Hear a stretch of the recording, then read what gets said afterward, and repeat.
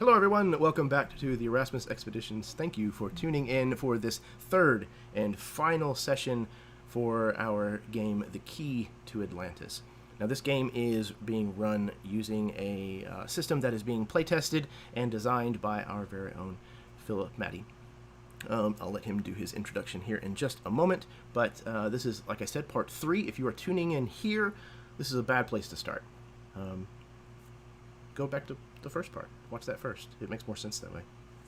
So, yeah, if bad language, immature subject matter is a problem for you, then don't watch this game. Don't watch anything on my channel, really. Let's see, what else? Yes, this is a game that is set in 1941? 42? Somewhere in there. You know, dates. During World War II. And so far, it has taken place in Northern Africa.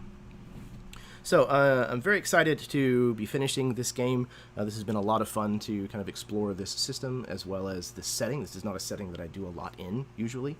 So, I've got to do a lot of kind of deep dive research and things. It's a very, very fascinating little time period. Okay, before we get started, I'm going to pass things over to my players so that they can do introductions, things like that, and then we will get rolling. So, first up will be a new player this evening. Karen is not able to play this evening. We will miss you very much, Karen, but stepping in for Karen, Caleb. Hello. I'm Dice Ogre on Twitter, and I make games and stuff as well. I'll be playing James Jenkin, who is a lovable bunch of dumb muscle. Perfect. The perfect person to have along on such an adventure. Absolutely. I'm excited to finally get to meet you face to face, Caleb. You and I have spent a fair bit of time kind of getting to know each other here and there a little bit on the internet. Yeah, I'm excited to be able to run a game for you. All right. Next up, we have Derek. Hello, I am Derek. I will be playing Dr. Gerald Abernathy, the paraplegic scholar of this group, who is excited to find Atlantis, no matter the cost, apparently. You will find me on some live plays, a couple live plays on Jeremy's YouTube channel. Also, I'm a small part of the Mythic Gazetteer, a little publishing company that I help Eli Kurtz with. Eli Kurtz has a nice YouTube channel with some live plays. I think Jeremy usually puts a nice link for that in there, and you'll see me on some live plays on there, and you'll see Jeremy on that channel as well. So check it out. We publish some stuff in Eli's setting called The Blackwood. There's a Savage Worlds rules and a hack for Blades in the Dark called Errant Deeds. So check those out. Yep, I'm very happy to have you back, Derek. Yeah, Eli is a really good friend, and you and I have been playing as friends for a long time as well. We met back in Giant the Playground. Godspeed to you. No, play by post, man. That is a whole different creature. I miss it. But I created a character that I love that I will someday bring back. Yes, yes, journey, with any luck. But yeah, I've had the pleasure of playing in Eli's Blackwood setting. It's very unique, very cool little setting. And we played in a Blades in the Dark campaign that Eli ran, Derek and I and our friend Baron.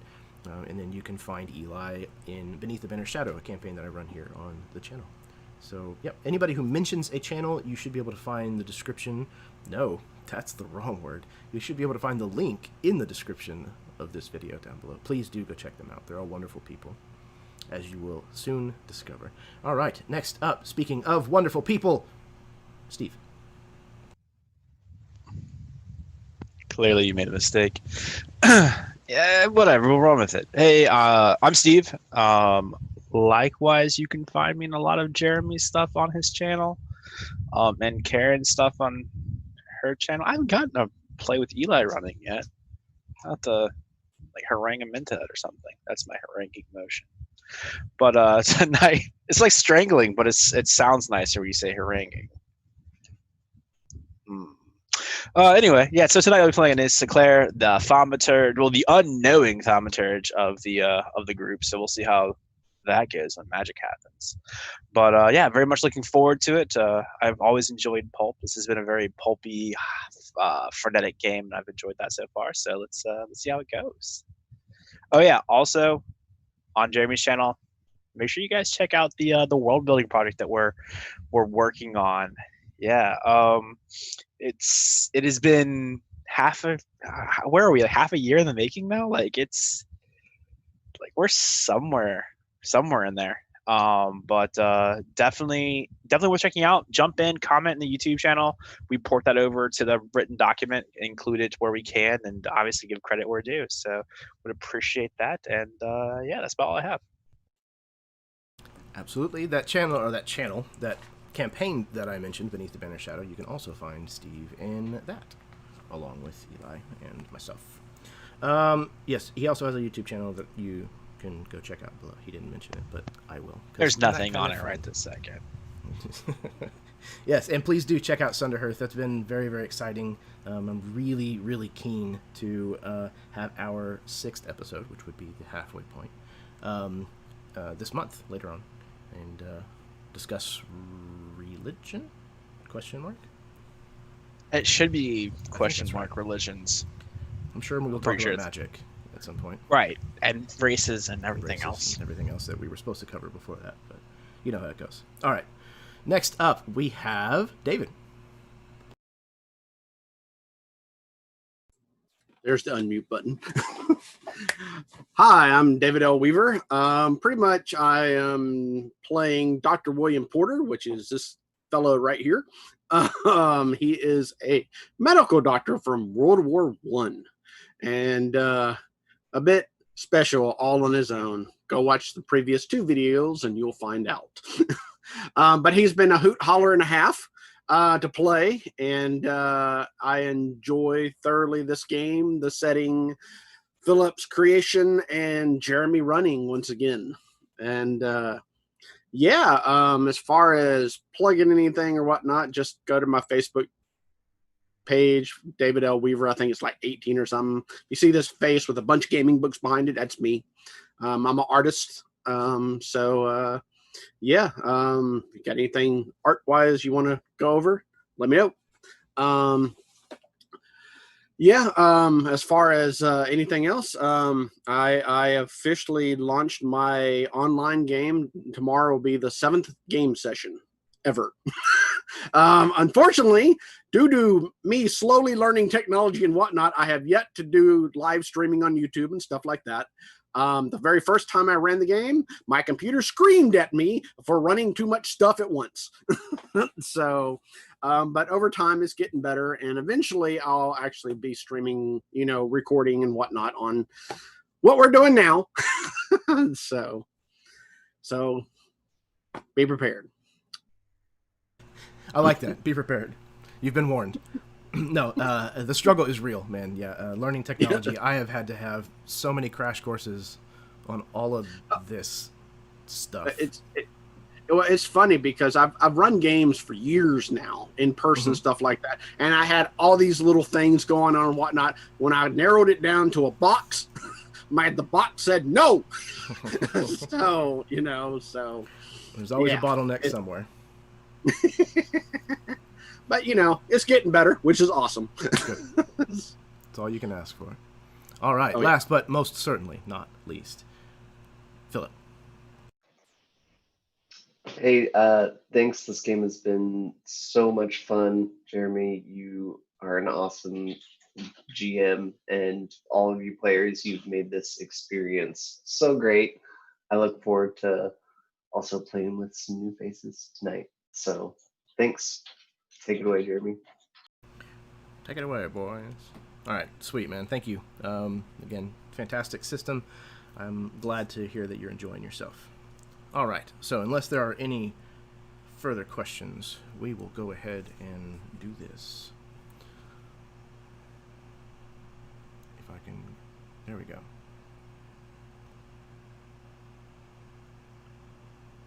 As the Egyptian sun begins to set, behind the distant dunes outside of Cairo, we see the fortress of Babylon as our intrepid adventurers had left it. Emerging from the entrance of the lower levels, we see a smartly dressed man, an obvious foreigner to these lands. We clearly see the burn scars mark his clean-shaven face as we follow him to a public telephone. He flips open a small notepad and dials. After a moment, he speaks quietly, in German, the words translated across the bottom of our screen. You truly are my son, Heracles. Take this key and discover your rightful inheritance upon the newest island of Thera. He hangs up the phone and removes a cigarette from a silver case, lighting it. Before he tucks away the matching silver lighter, we catch a glimpse of the outspread wings of an eagle and the telltale sign of the swastika. The five of you, now having found what was buried beneath the fortress of Babylon, here in Cairo, now must make a decision as to where to go next. What is the next step of this wild adventure that you have found yourselves on?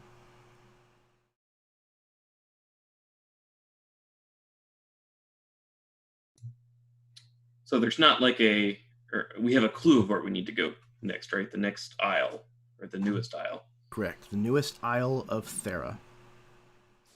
Then I would like to hit a library. Excellent. Good call. I'm certain that Cairo would have a very extensive library even by this time. I will, of course, lament the losing of the Library of Alexandria.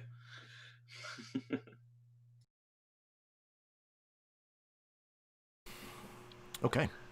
I will arrange for transportation to the next island, and I'm gonna find the best transportation there is. It's gonna be great. Well, make sure there's not foreign dignitaries this time. I'll do my best. They're always inserting their nose into the business over here. Well, in fairness, we inserted a taxi cab into their train. Indeed. And that taxi cab was very, very good quality machinery. Find something like that, Omar. You understand you can't take a taxi cab to an island, Dr. Porter, right? Of course not, but you can take a boat. But first, we need to figure out what island. So, library it is then. Exciting. Libraries are always exciting. We must get very different libraries.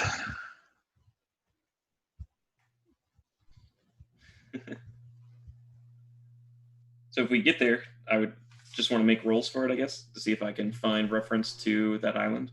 Yes. So, as you make your way to said library, Merritt Jones has been contacted by Churchill, who you know to be here in Cairo because you arrived on the same train. He wishes for her to fly him and a guest home to England very, very soon, as most of the pilots are going to be engaged in air support here in North Africa and the European theater. He knows that she can be trusted and is talented enough to safely get him and his guest home. So she has taken her leave of your group. Okay, so you have arrived. Please make sure to tell Mr. Churchill if he needs anything while he's in the city to just let me know, and I can get it for him. Thank you, and good luck. She makes a kind of a half-hearted, polite promise to do exactly that before leaving. Okay, so you have arrived at the Library of Cairo. The amount of knowledge that has been gathered here it probably rivals most anywhere in North Africa, I would imagine. And there's probably also a lot of antiquities and things that are here as well. So you managed to convince them to allow you in to freely study the volumes that are here, Dr. Abernathy. So, if you would, go ahead and give me that roll. Okay. So I have. Is this a historical fact, do you think? Yeah, I think so. Okay. So I will get a plus success for that. Researcher, I think this is going to be good for that. Investigating with resources. It's not very trivial knowledge. This is important knowledge, so I don't think Trivia Whiz will work. So I have 2 successes. Let's see. Equipment.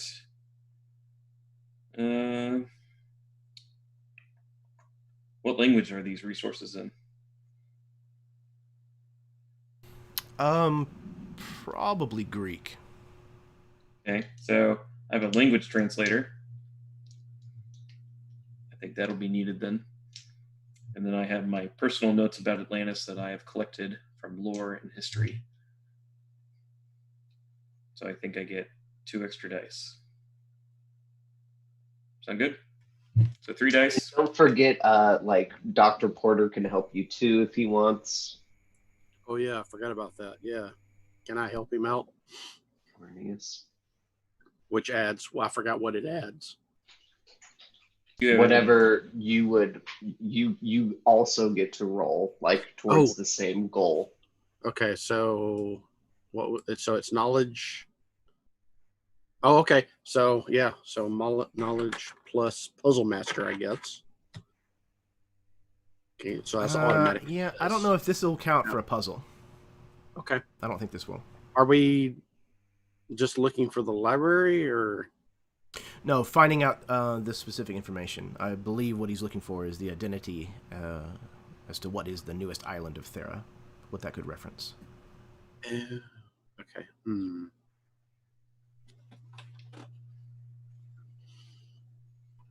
Okay, so I guess I get 1 roll. Okay, well, I'm going to roll, and you let me know what you get.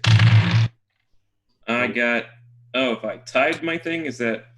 I got to get under, right? Not tied, correct? Meets or under. Meets or under? Okay. Then I got 2 successes with my dice rolls and 2 automatic successes, so 4 so far. 1 success for me.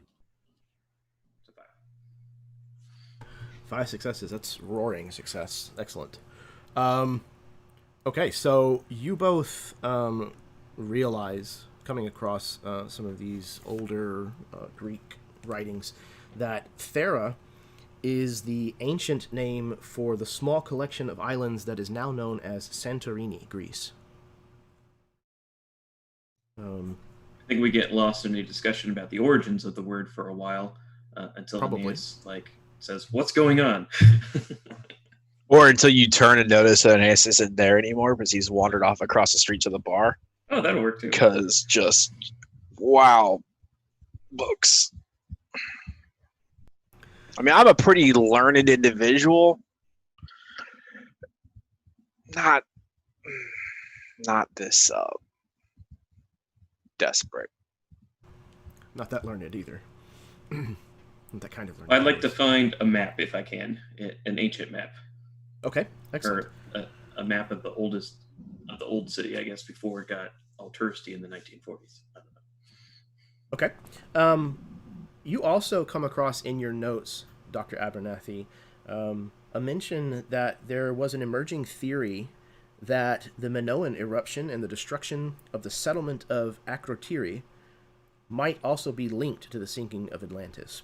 However, most prevailing scholars believe this to be far-fetched, since it is not beyond the Pillars of Hercules in the Atlantic. Can you spell that so I can write that down? Absolutely. Akrotiris. Tiri, Akrotiri. That was the other eruption thing. of Gazetteer, or that was the island? That is the settlement that was discovered to have been on the ancient islands of Thera. The Minoan eruption is the other part of that they think could have been the theory behind how Atlantis sank, if it was indeed located there. Thank you. I will share that information with Dr. Porter, and we will have a lively discussion about it.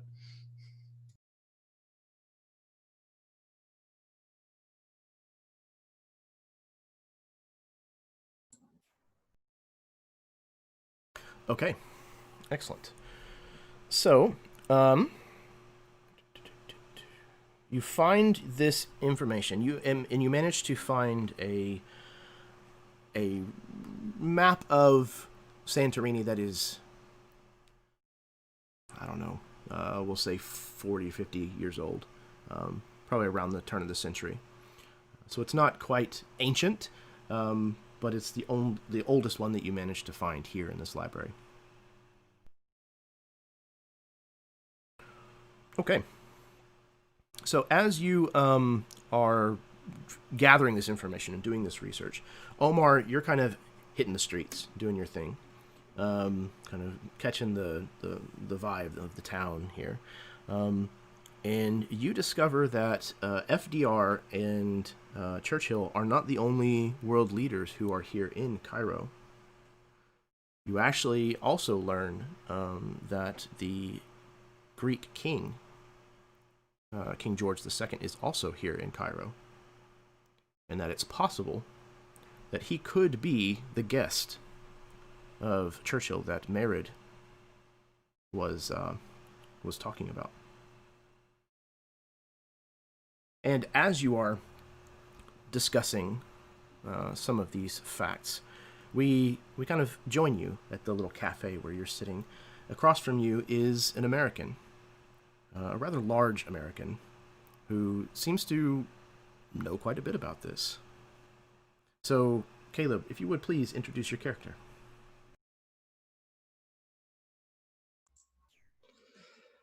So, James Jenkins is a big, broad man. He's wearing a suit that obviously is about a half size too small. The buttons are straining a little. And he's sitting there, probably very interested in this conversation, and tries to just get your attention with a little, hey there. Omar's definitely aware of surroundings, specifically people. He definitely likes to pay attention to what they're doing, so he'll catch your little wave, no problem. And he's drinking some very strong Turkish coffee, and he'll come over to you. Hello, yes, you look like you're not from around here. Have you tried the Turkish coffee here? It's very good. I could get you some if you want.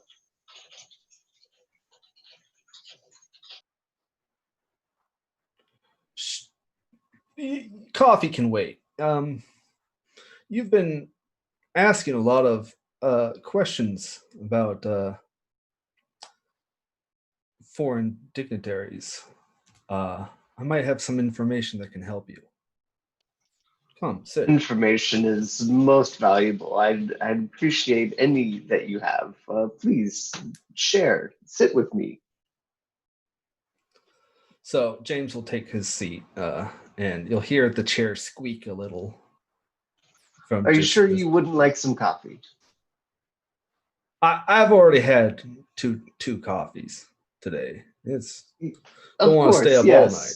And Omar will actually motion to bring one forward. Yes, no, don't worry, no problem. Anyways, King George, even from Greece, you've been asking about him a little. I know that he came here in a very interesting manner.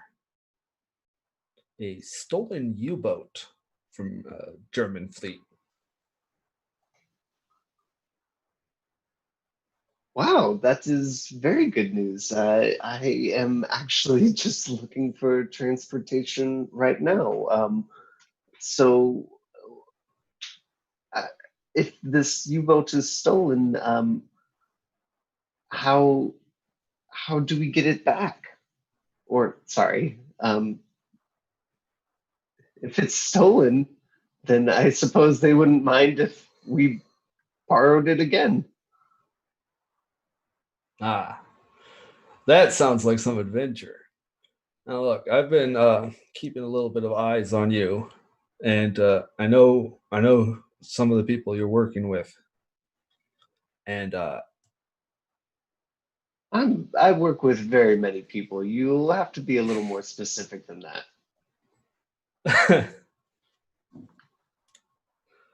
a Mr. Sinclair. Mm, yes, I think I have worked with him. You know, he's actually here in the city. Would you like to arrange a meeting? I'm all from eating old friends.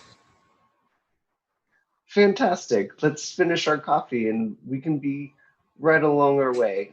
They will be very excited to hear that you can get us a U-boat. This is good news. I didn't make no promises about that, but we'll see. Oh, I thought you said, oh, I'm sure it'll be fine. So with that, James will not drink his coffee because he's already had enough caffeine, and he'll follow Omar.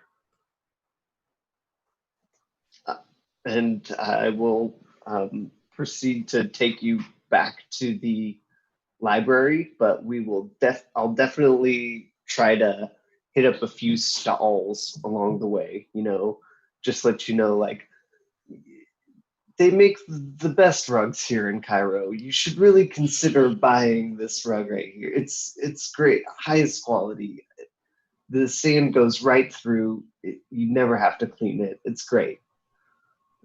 Just It might be hard to get that back to the States.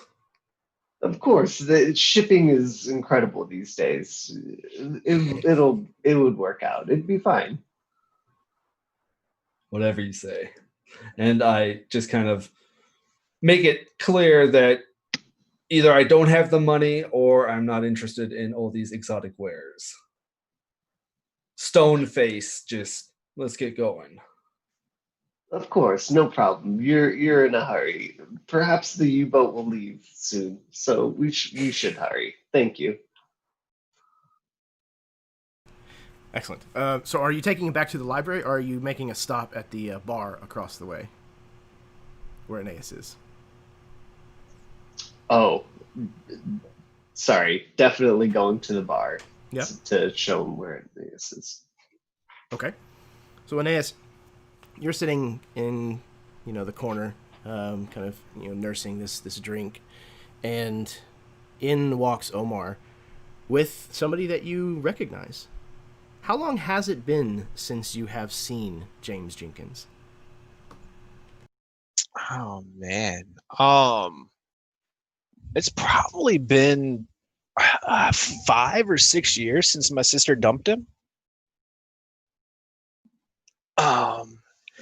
Dad just didn't really like the idea of an American, so what can you do? But always a good guy. Probably like him better than my sister, to be honest. So yeah, so when I see him walk in, I'll stand up and start moving across the bar towards the two of them. Oh, Omar, what did you find here? Nice to see you, Aeneas. Let's get some drinks. This gentleman says he knows you. Also, he says he can get us a U-boat. Fantastic news. I didn't say I could get you a U-boat, but It's Omar has a very different idea of things in general.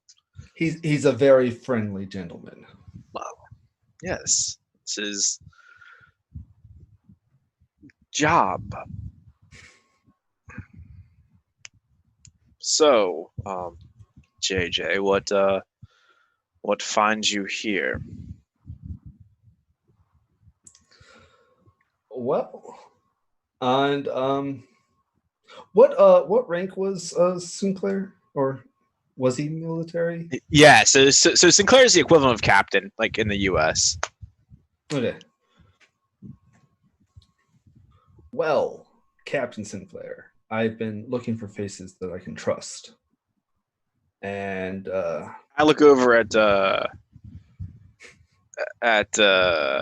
Omar with sort of like a, well, that was a bad place to start, sort of look, but all right, go on.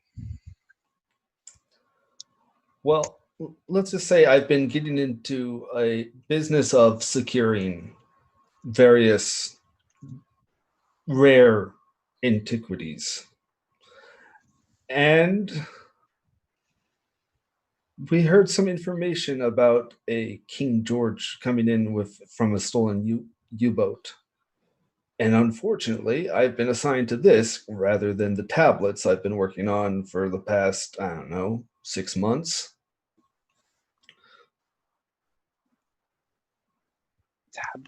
Tablets? It's some Egyptian artifact that it's not important. The trail's long cold. JJ, you'll have to forgive me, but you've never really struck me as the researching type. Yes, that's fair. That's fair. But I've always been attracted to the more My intellectual. sister.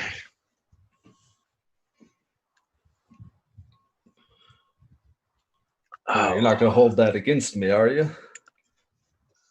She broke up with me after I may have destroyed her car. It had I think it had less to do with her car and more to do with Dad's boat. Ah, yes.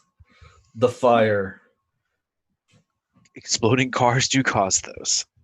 It was an important mission, however, and I'll have you know that the Fabergé egg was still intact. And that is how I was able to pay back for the car. Uh-huh. So, anyway, so you're stealing tablets now and selling them, and now you want to go steal a submarine. Securing. Well, I mean, Omar seemed pretty convinced you had need for a submarine. Yeah, I'll be honest. A few hours ago, we had need for a boat, or a plane, or a boat might be easier. A boat would be a lot easier. I mean, as long as there's not another fire. I would say just don't drive a car into it, but having just driven a car off of a train.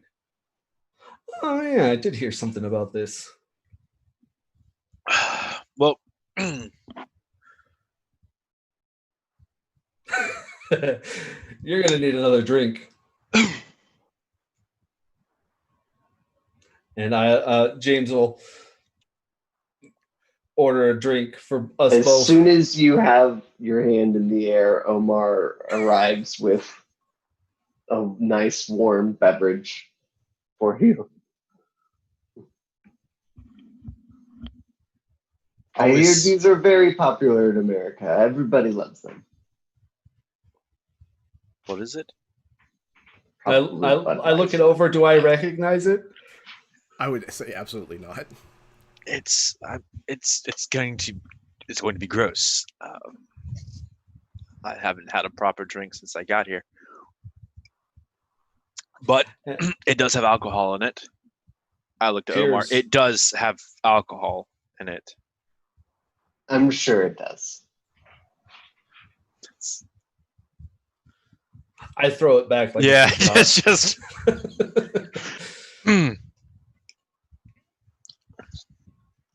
Absolutely. So, I'd say at that time, around that time, is when Dr. Porter and I would get back from our research. It was absolutely fascinating, Doctor. Absolutely. It was. And I've never been to Santorini. Have you ever been there, Dr. Porter? I can't say that I actually have this time around. It'll be a new experience. And see here, they talk about this ancient settlement that was discovered, but it was dismissed. So that means that no other researchers have gone through it like we're going to. Oh, so that means it will be our first time going. Of course. We shall stake claim on it for America. Well, for science and history. That too. So I Shall we- look to Sinclair, and I'm just like, these types are way more entertaining when they have thighs.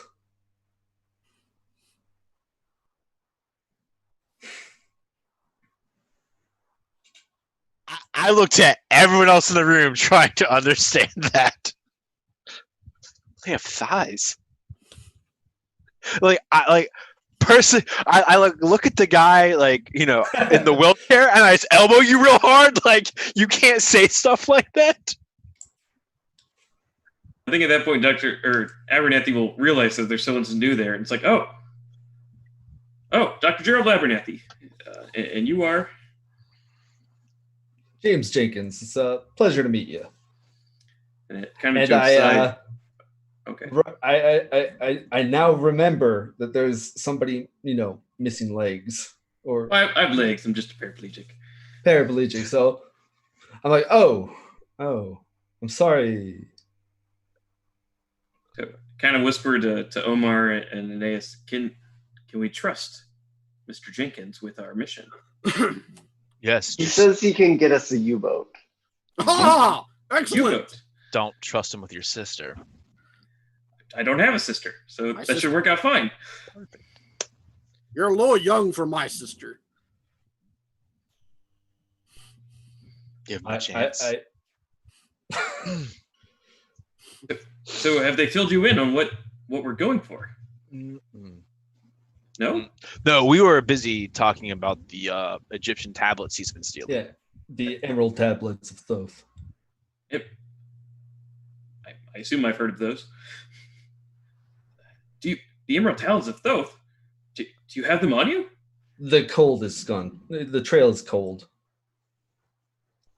We are tracing a trail that is even colder than that. And we have found stuff. Lots And of stuff. we have warmed up the trail. Yeah, my partner's working on that. I got assigned to help you fellows. Signed to us. So the FDR has finally followed through with our request? Sure. Excellent. That calls for a celebratory drink, and I pull out one of the fine bottles of whiskey that I took from the train. Omar, get some extra stuff for this. It's a celebration. No problem. My pleasure. By the way, my name is Dr. William Porter. Pleasure to meet you. I sit back down at my table in the corner because this is going to be a thing. So, I go roll up next to Aeneas and keep talking, but start rolling out the map of Santorini that I have. Mr. Jenkins, what's this about a U-boat? No, hey, Doctor Porter, come Yes. come over here. There are some things that should not be spoken about in cattle call volumes. What do you mean? I'm not calling cattle. If you would like me to call cattle, I certainly can. I can get you a cow, no problem. No, we don't. We have plenty back in America. We don't need cows. We don't even need it. Nope. But we do Steak need would be we excellent. do need water No. transportation because Yes. we have to get to Santorini. boats. Most people take boats. Yes.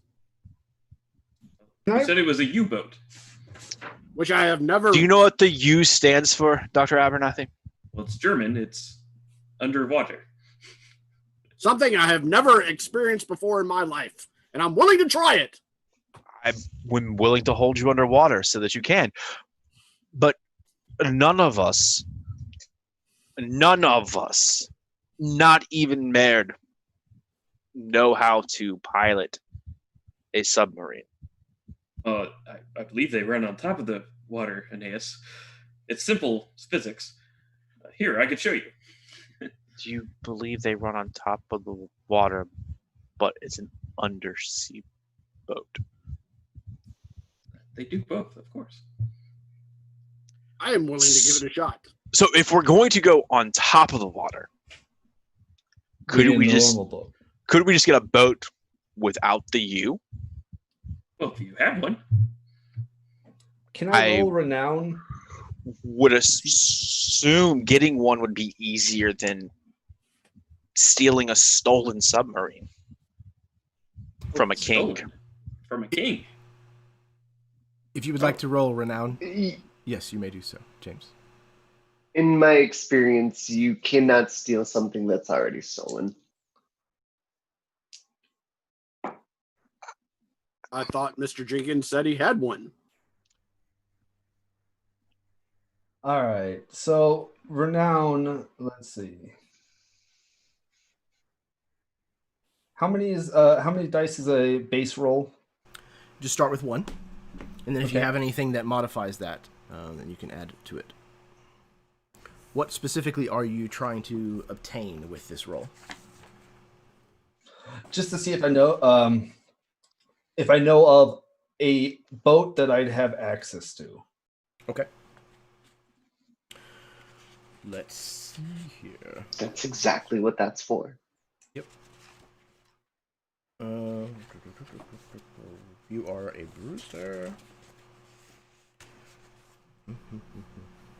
I don't know that a bruiser is going to have anything built in that would necessarily help with that. So it might just be a single roll. And then you're looking for beneath your number or your number, right? Yeah. Yes. And you just see James think for a while, and then it becomes very obvious he's either not thinking that hard or it's just taking way too long. He doesn't have a clue of how to get a boat, but he's not going to say anything. He's just going to watch this play out. Yeah, you find yourself kind of thinking for a moment, and then you realize you've been thinking for a long time, and then you realize there was definitely alcohol in that.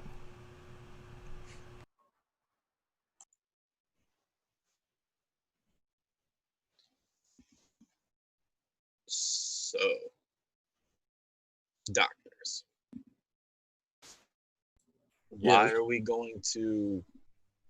I looked out the map, Santorini. That is where the clue takes us. The next leg of the journey. And we will find Atlantis. We hope.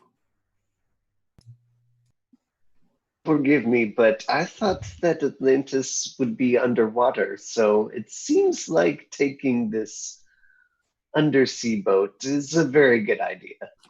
Aha! Good point, Omar. Good point. And when we get there, you want to get out and walk around? We will need diving suits with the big, large bell head thingy. No, we will not. Well, possibly, but we need. You're too old. They don't make them in his size, and I float really well. I can get diving equipment. It'll be no problem. See, Omar it will be a problem. Well, we need to see the ancient settlement of Akrotiri. It's been buried, so it's not underwater.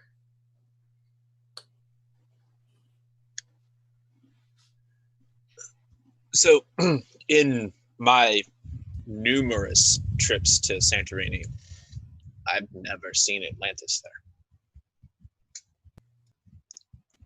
I spent a lot of summers on the beaches. No fish people.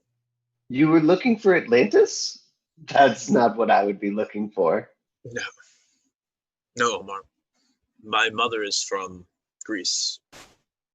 Her father owns a rather large shipping and fishing business there. So I spent a lot of my summers in Greece because that's where all of my mother's family is from. Oh, sounds like you have some context that we can look for when we're there. Maybe one of them has a boat. A boat in Greece, JJ, is not going to do us any good in Africa. Can you ask the king for his stolen boat? What is this king we talk about? I thought Mr. Jenkins had a U-boat. I do not have a U-boat. Then why did you even bring it up? Because the king of I forgot the name. Philip's cousin, King George II, acquired a U-boat. Acquired through illegal means. Well, it's wartime, so. Yeah. But, right. Wait. And JJ was looking into this U-boat. And that came up, at which point Omar said we could get it no problem. At which point I said no, at which point you came in, he said yes, you said yes, I said boat, you said undersea boat, and here we are. Looking for Atlantis in a bustling beach area with a stolen German submarine that you want to steal from King George. Is that about? Sounds good to me. So when are we going to go do this now? Are we going to do this? Are we going to go get a boat? What are we doing exactly? As long as we get to the island, I don't care how we get there. I mean, we haven't even put on the table. There's also planes. The last time we were in a vehicle together, we got shot at. It was quite exciting, though. Jumping out of a moving train, a lot less painful than jumping out of a moving airplane. Well, we do need to be careful of Italian patrols as well. I don't think they patrol.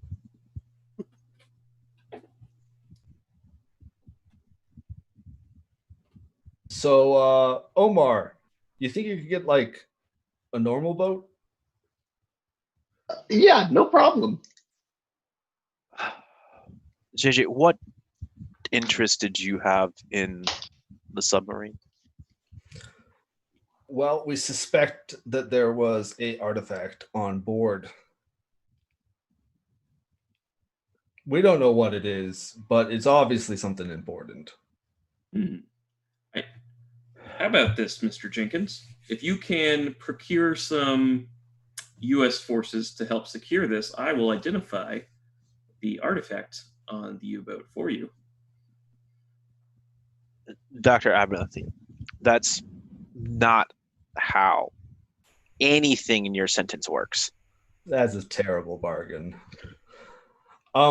He cannot. I need to ask the game master. Don't do that. What's up? Would I have access to some sort of Aegis troops? Yeah, sure. There's probably not a whole bunch of them, I don't imagine. But I would imagine you could probably get your hands on, 3 or 4 of them.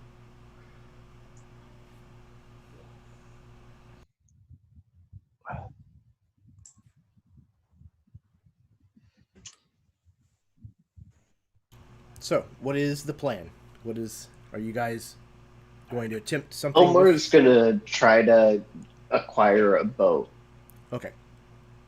And luckily, I just got the feature bribery where I get 1 automatic success while trying to acquire an asset. I'll use my well-traveled for 1 success for travel items. And I think I just have 1 roll because I don't have any equipment that helps me. So I'll do a renown roll. Oh, fuck, I rolled an 11. I'm guessing that your renown So- is not an 11. No. So 2 successes. Okay, so 2 successes, however, is still good. So you managed to find... This is no problem. Yeah, you managed to find a number of vessels that are certainly seaworthy. They are more along the lines of like fishing vessels. So sailing to Greece would be doable, but it might be kind of crowded. And I've probably promised that James will do some work on the vessel as well.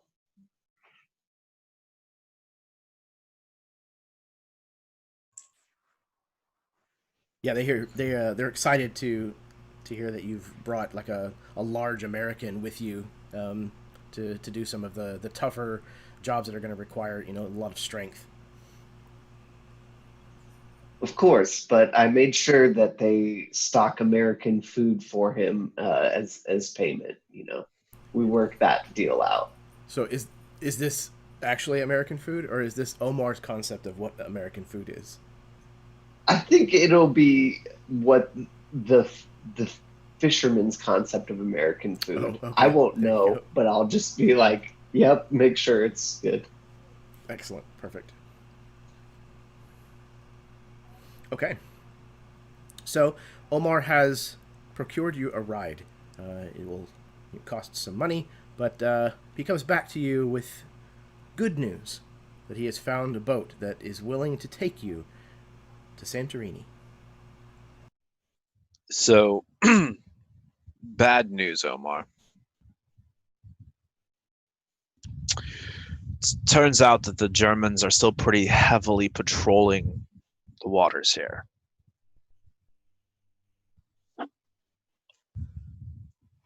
That's okay. We're going on a fishing vessel. It'll be fine. Some of us stand out a little bit as not fishermen.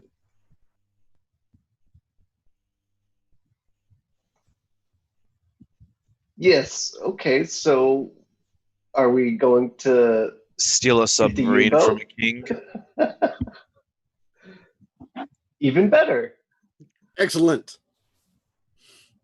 JJ, maybe we could get your artifact while we're at The it. fishermen will want payment anyway. They have delayed departure for us, so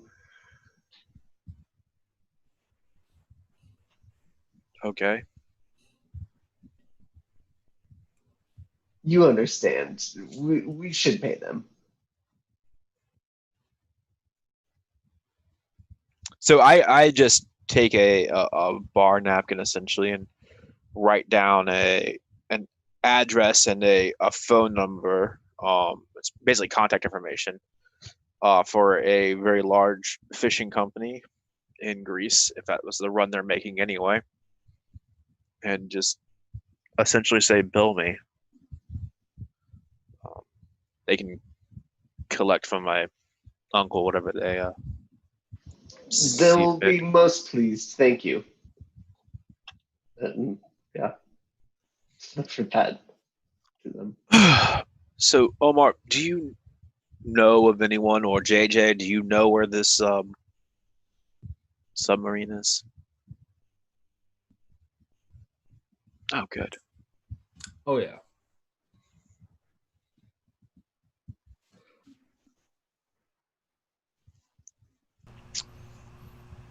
Okay. So, Yeah, you know that it's being kind of stored in a temporary dock essentially.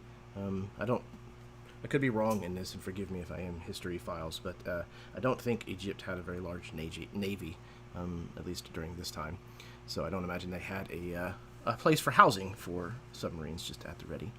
But it's being kept temporarily at a dock, and it seems like it's under fairly light guard at the moment.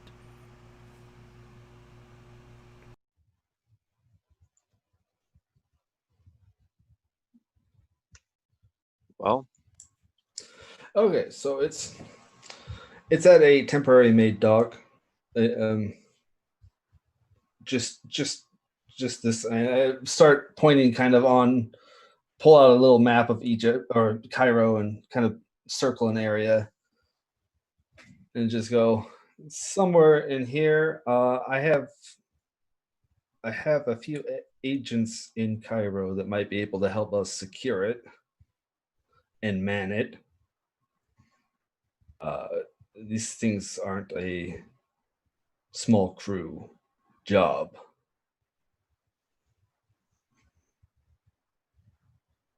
Excellent. Seems that we will be going on a mission. I haven't been on one of those since World War One. Ah! Shall we go and then cover night? While we're preparing, I'm going to wonder or see if Omar can procure me a manual of how to drive an undersea boot.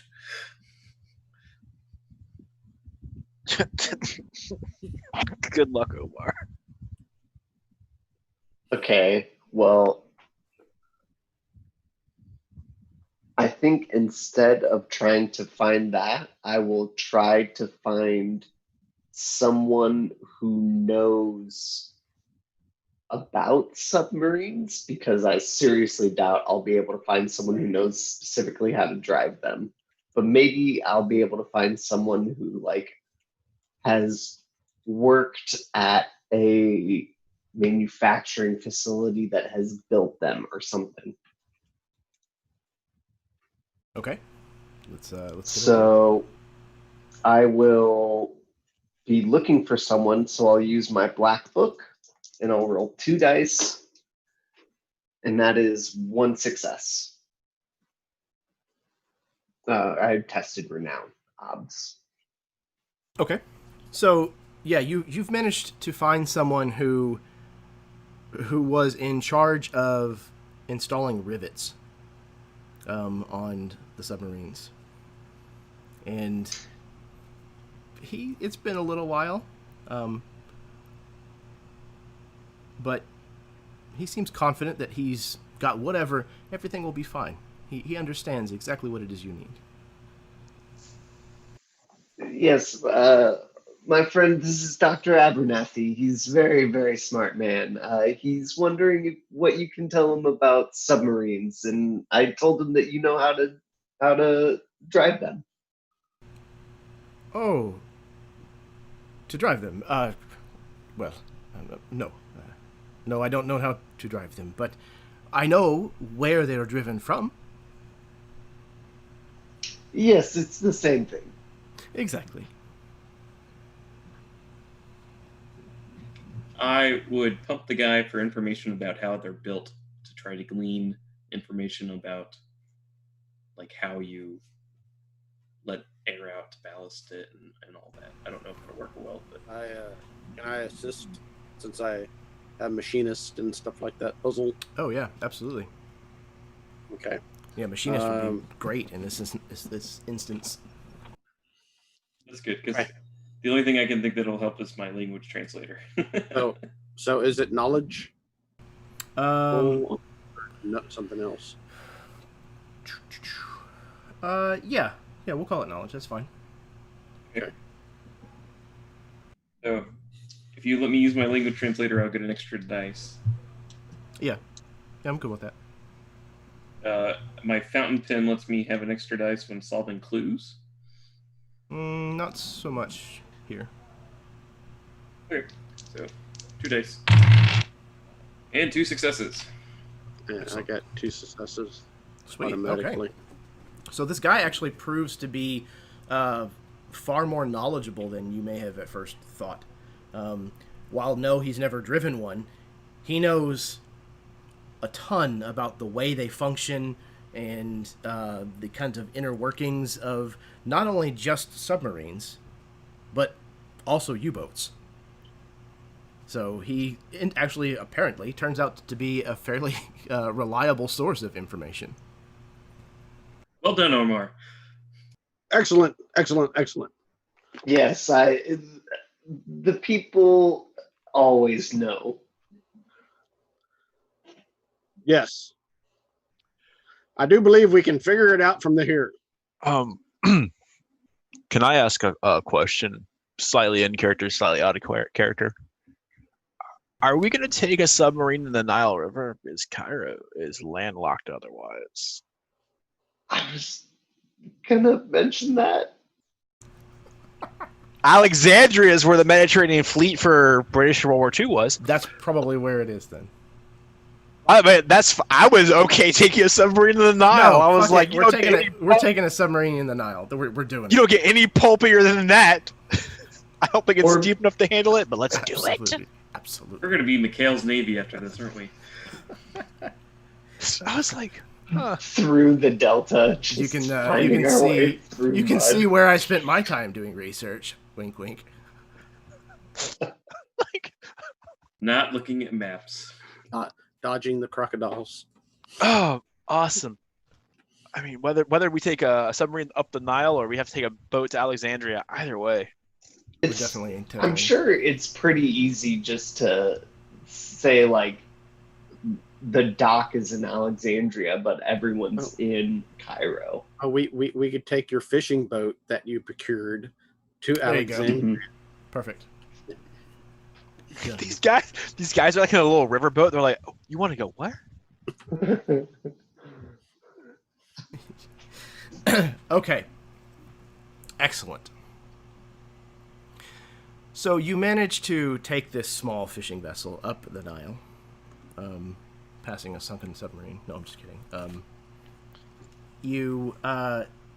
You make it to Alexandria, and with the help of some of these agents of this this organization that James is a part of, you are able to negotiate or take out with force, whichever the approach may be, the guards that are watching over, the few of them that there are, the guards that are watching over this stolen U-boat. You manage to board, figuring out as you go how to operate this. Once again, the agents of Aegis are able to lend a hand here and there.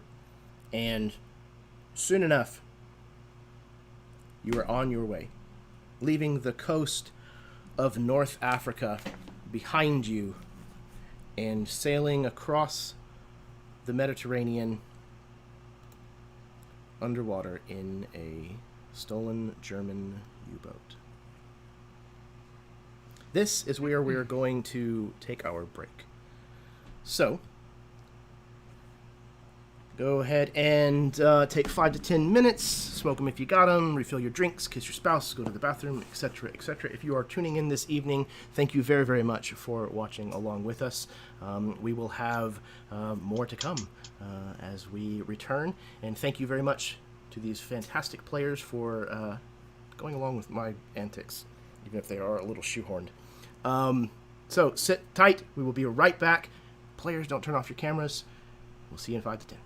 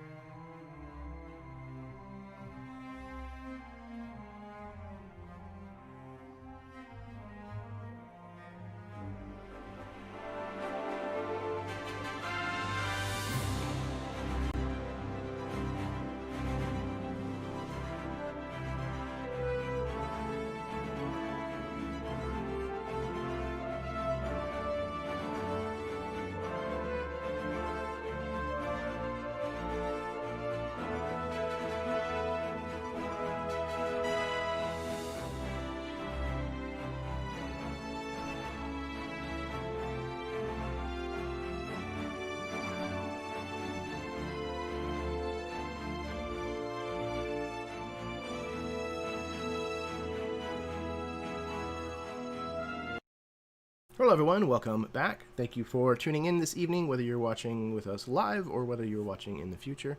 I do appreciate it. If you like what you see, hit the like button. Stick around. There's plenty of other content on the channel, including more episodes of this game. So, before we get back to this game, I do want to say thank you very much again to all of my fantastic players for giving it their all this evening. Also, wash your hands. It's not over with, folks. Wash your hands. Stay home if you can. Wear a mask, please. It's important. Yeah. Okay. So, as unbelievable as it may be, you now find yourselves on a German U-boat, sailing across the Mediterranean towards Santorini, Greece, of all places. The first part of your journey is fairly quiet. It takes a little bit of getting used to, being in a submarine, I imagine for most of you, probably the first time. And it's quiet, but it's also isolating, I imagine. And this isn't a taxingly long journey.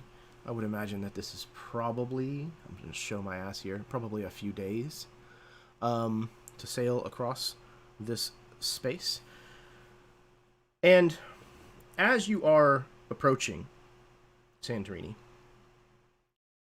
you have plenty of time to go over the charts and maps and things that are here on the boat, still from where it was initially in service of the Nazis.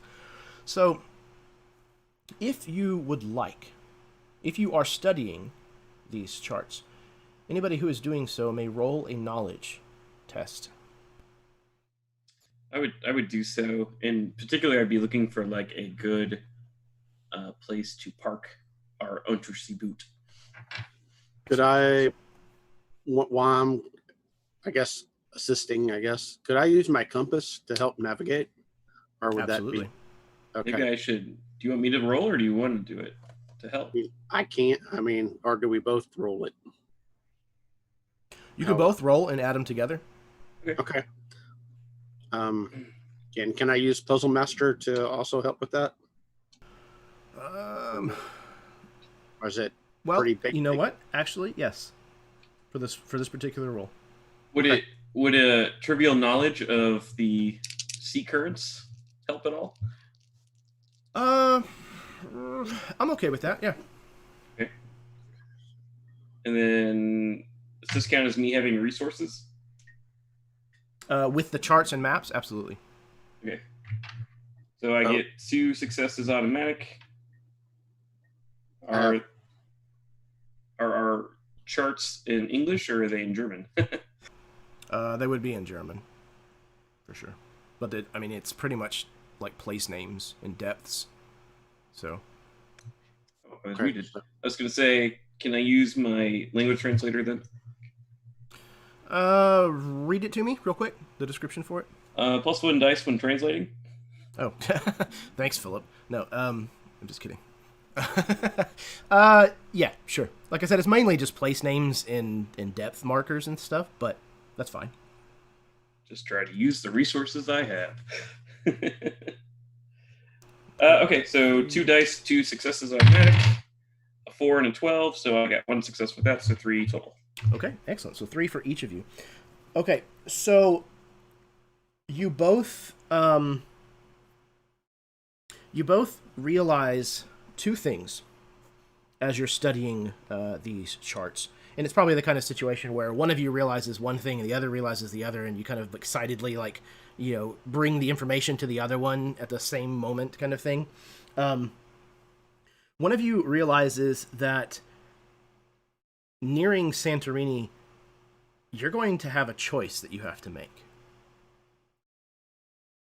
The waters around Santorini are being patrolled, again, like I said, by other German U-boats.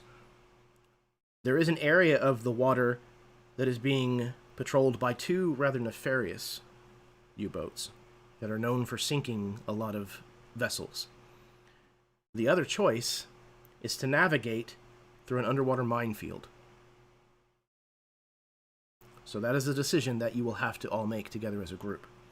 The second key piece of information that the other of you manages to realize is that whenever you take the key that you found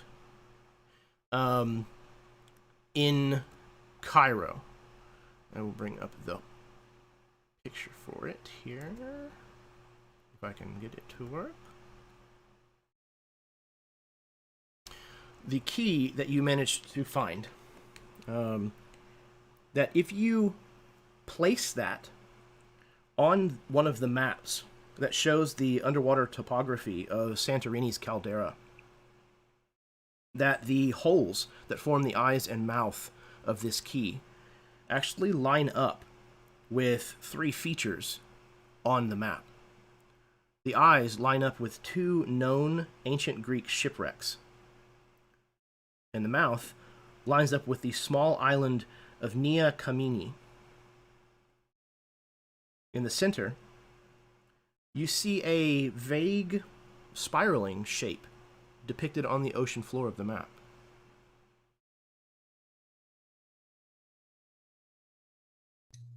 And it doesn't matter which way we go to get there? Like, both ways will do it? Yeah, essentially there's two currents, more or less, that'll help you get there swiftly. One has been mined, and the other, you know, are the waters that are being patrolled. Well, Dr. Porter, what do you think of this? Quite fascinating. You see here, I've heard of these shipwrecks. Indeed, indeed. Should we go investigate? Well, typically, as they say, well, paraphrasing, the spiral marks the spot, possibly. Ha ha ha! Yes, indeed.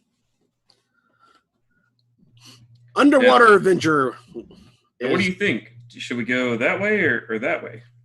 Maybe we should ask the rest of the group how daring and brave they wish to be. So I think we will explain to the others what we have discovered. Simple. Not seas or mines. Your choice.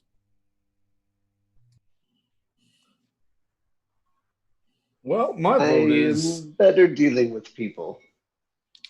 My vote is the way that we get to take a few of them out. I mean, what's the fun if we just die to some mines?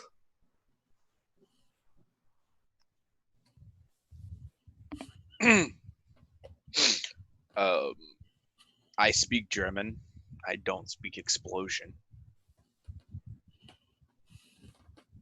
I really want to put part of the boat above water and put up the periscope and act like a fishing vessel at night.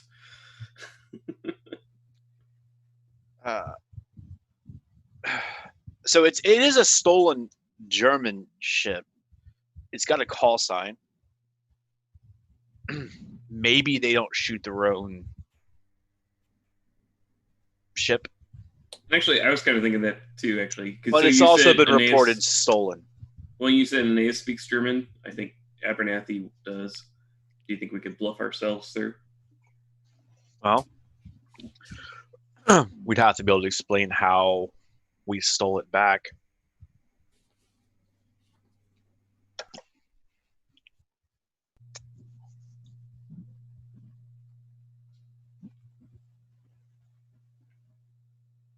So it sounds like the group is leaning pretty unanimously towards the patrolled waters. Okay.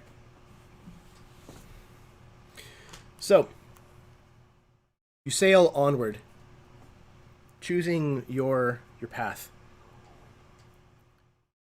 After a while, you can hear the ping of the radar here that is reading nearby vessels.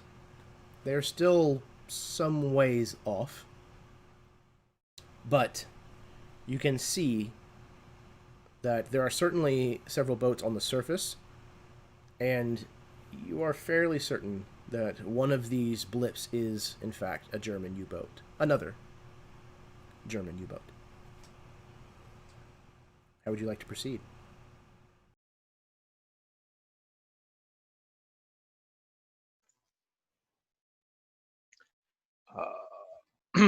Not knowing anything about submarines, I would assume it'd be similar to a bombing run, right? You run silent until someone else contacts you. There's no sense in putting out there that we're there. Maybe they haven't seen us. So yeah, so how good are we at driving? Can we get down to the bottom? I mean, Mediterranean's not that deep, right? I don't know how deep the Mediterranean gets. Can we, if we can get close to the bottom, then possibly we will disrupt whatever sonar technology they have. I don't remember if they have sonar. I think if we can see them, they can see us. The difference is whether or not they're looking for us. Right. So we could confuse their information by being close to the bottom, so they will think we are the seafloor. That sounds very dangerous. I would prefer to stay away from potentially rocky bottom. But we have these wonderful maps, and the gentleman that you found taught me how to drive. I'm very confident in this. Great path is the best path. I think we hail them and tell them we got into a skirmish and are headed back for repairs.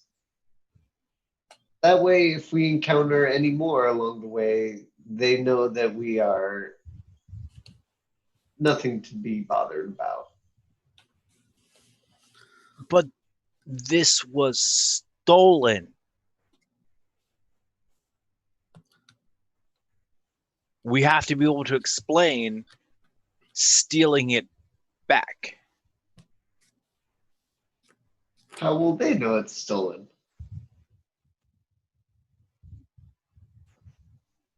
These are the people that it was stolen from. Omar, if you go outside and one day you had 14 camels instead of 15,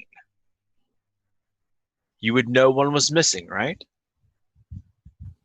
Yes, but I know how to tell camels apart. How do you tell U-boats apart? Well, they have giant numbers painted on the side of them. When they radio over and say, "What's your designation?" and we give it back, they're going to go, "Wait a second, that's my missing camel submarine." I think our best shot at it is to just maintain whatever depth they're at patrolling and hope that they think that we're the other submarine that's known to be in the area. So they can't see us and we don't talk to them. They can't know who we are. I don't know if there's radio transponders in submarines. I have no idea. We do have active and passive sonar.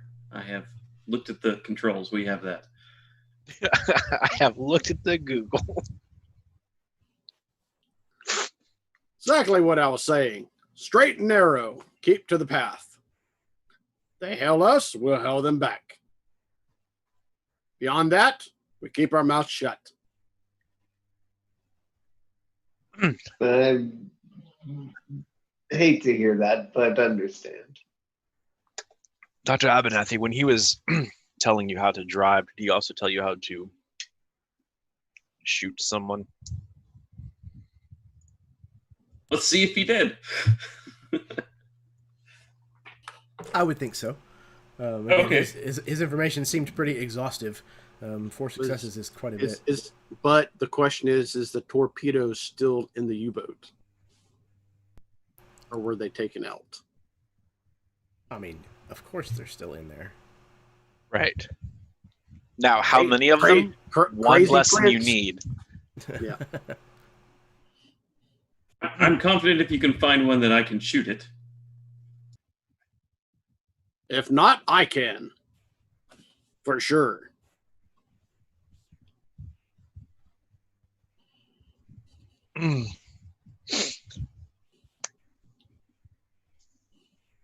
Well, then let's just hope that they don't ask any questions.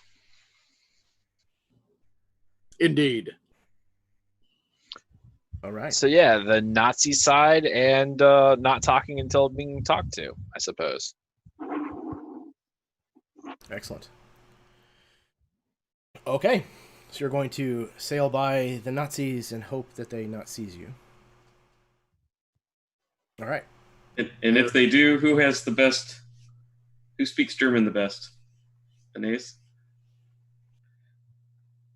I'm good with languages, but I mean, I speak German. okay. Well, we'll man the. If they hail us, we'll talk back to them to make sure that. Good. Okay. So is the plan to basically just stay on the heading that you are and just don't change course, which will bring you in fairly close proximity to them, or are you going to attempt some kind of giving them a wide berth? Maybe give them a bit of a wide berth, because keep them sort of at the edge of the sonar range, right? Because that would make sense if you had two boats that were looking for stuff, that they would want to be spaced out to not constantly be seeing each other. Yeah. Okay. Makes sense to me. But also close enough that we still know that they're there, not all of Right. a sudden just behind us. Right. Okay. Really quick.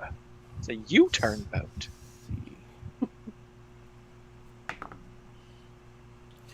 Okay. You have basically pulled up kind of abreast of where they're kind of passing you. And about that time, you haven't seen or heard anything from them. They don't seem to have changed course.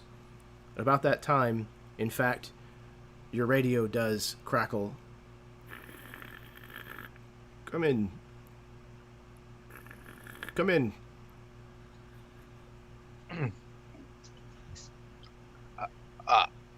Repeat. You. Radio. Mims. This is K-24. Who is this? This is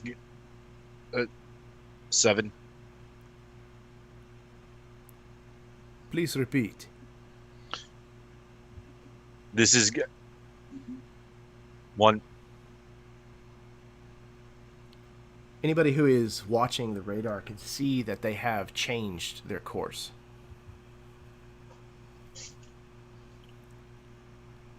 If you are an unidentified vessel, you should identify yourself now, or else you may be fired upon. What's the actual designation for the submarine? Mm-hmm. Yeah. Oh, whatever it is. Wait, can I roll to see if I would know information about boats that are in the area? I don't know if I would or not. Yeah, I'm fine with that. It'll be a pretty tough roll, but I don't imagine this is typically public knowledge. James might have some insight on that. Possibly. Okay. Do you want to assist? I will assist. I'm trying to figure out if it's going to be knowledge or cunning. Ooh, that's a good call. I like cunning for this because this would be more like intel as opposed to just hardcore knowledge. I will assist if James wants to take the lead.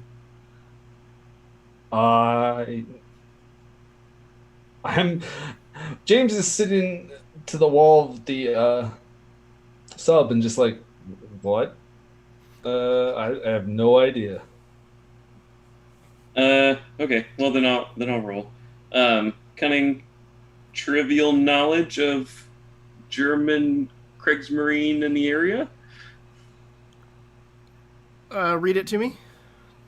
I get a success when recalling any trivial knowledge. I mean, that would be very specific. So sure. I mean, it's a bit of a stretch there. We'll work the taffy. When your life's depending on it, is it really trivial anymore? I'm sure you guys will be just fine. Just fine. All right, I rolled a 1, so 2 successes. Excellent. Okay, so yeah, you know of both of the call signs of the two well-known boats, and a third that sometimes frequents these waters. Okay, so we're gonna call that H7. Perfect. You've sunk my You battleship. sunk my battleship. Beat you to it. So I'm gonna get on the radio and say, "This is H7 on top secret mission."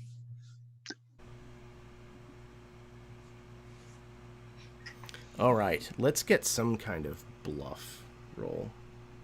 I would assume cunning. Yeah, definitely cunning again. Okay. I don't think I have anything to help me, so anyone want to help me out? I'm not sure anyone can since you just jumped on the mic and started talking. Yeah. In German? Well, yeah. Plus, I mean, it's 2 different voices now, right? So go for it. I rolled a 3, so I got a success. It's better than no successes. Excellent. Okay. So this boat has pulled in kind of behind you and is following your course, but it is keeping its distance. And there's kind of a long moment of radio silence.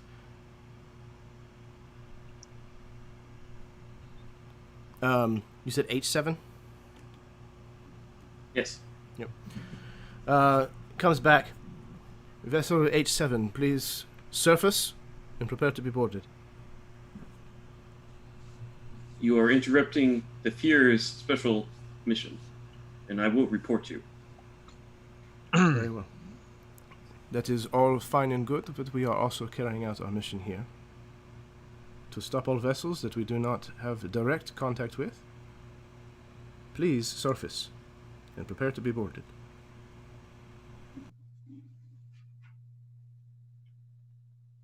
How far behind us are they?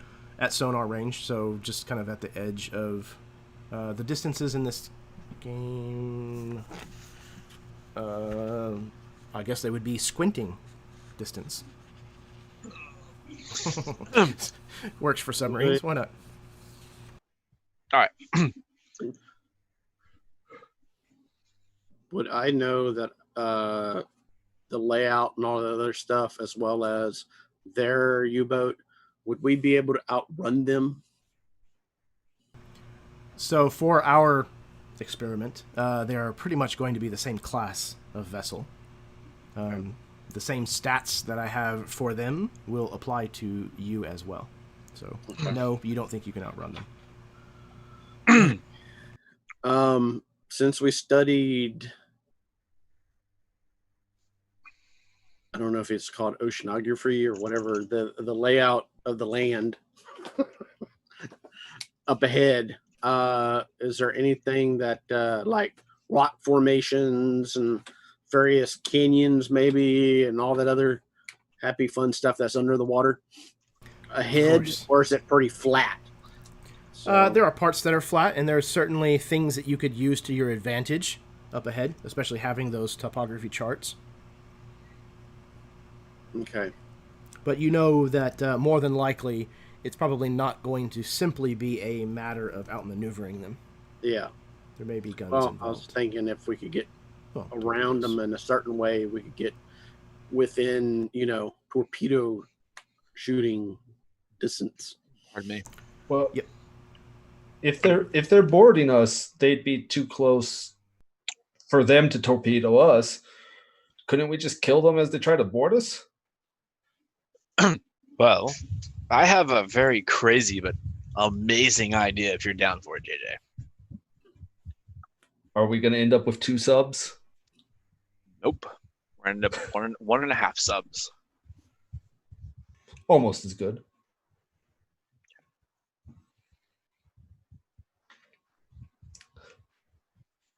All right.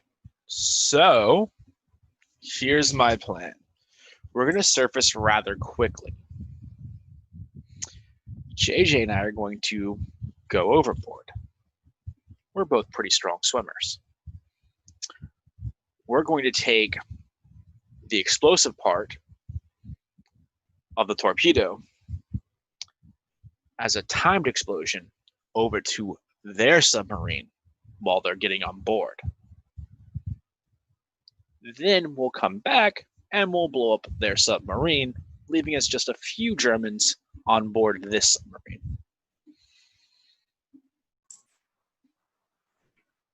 I'm down for this. That's right.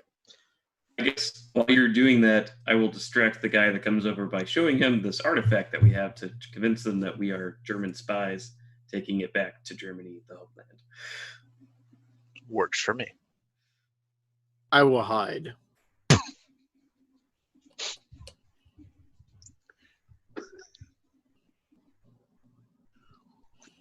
Since I do not speak German. I Omar, think I should join you. You should totally join me. Yes. Preferably Very with a well, firearm, Dr. Porter. if you can manage one. I have a pistol, don't worry. Good. As soon as you see them, shoot them in the head. That is Okay. the best What? place for death. They're Germans. Bad people. Any people with money are good people. You're both very wrong. They started a second war.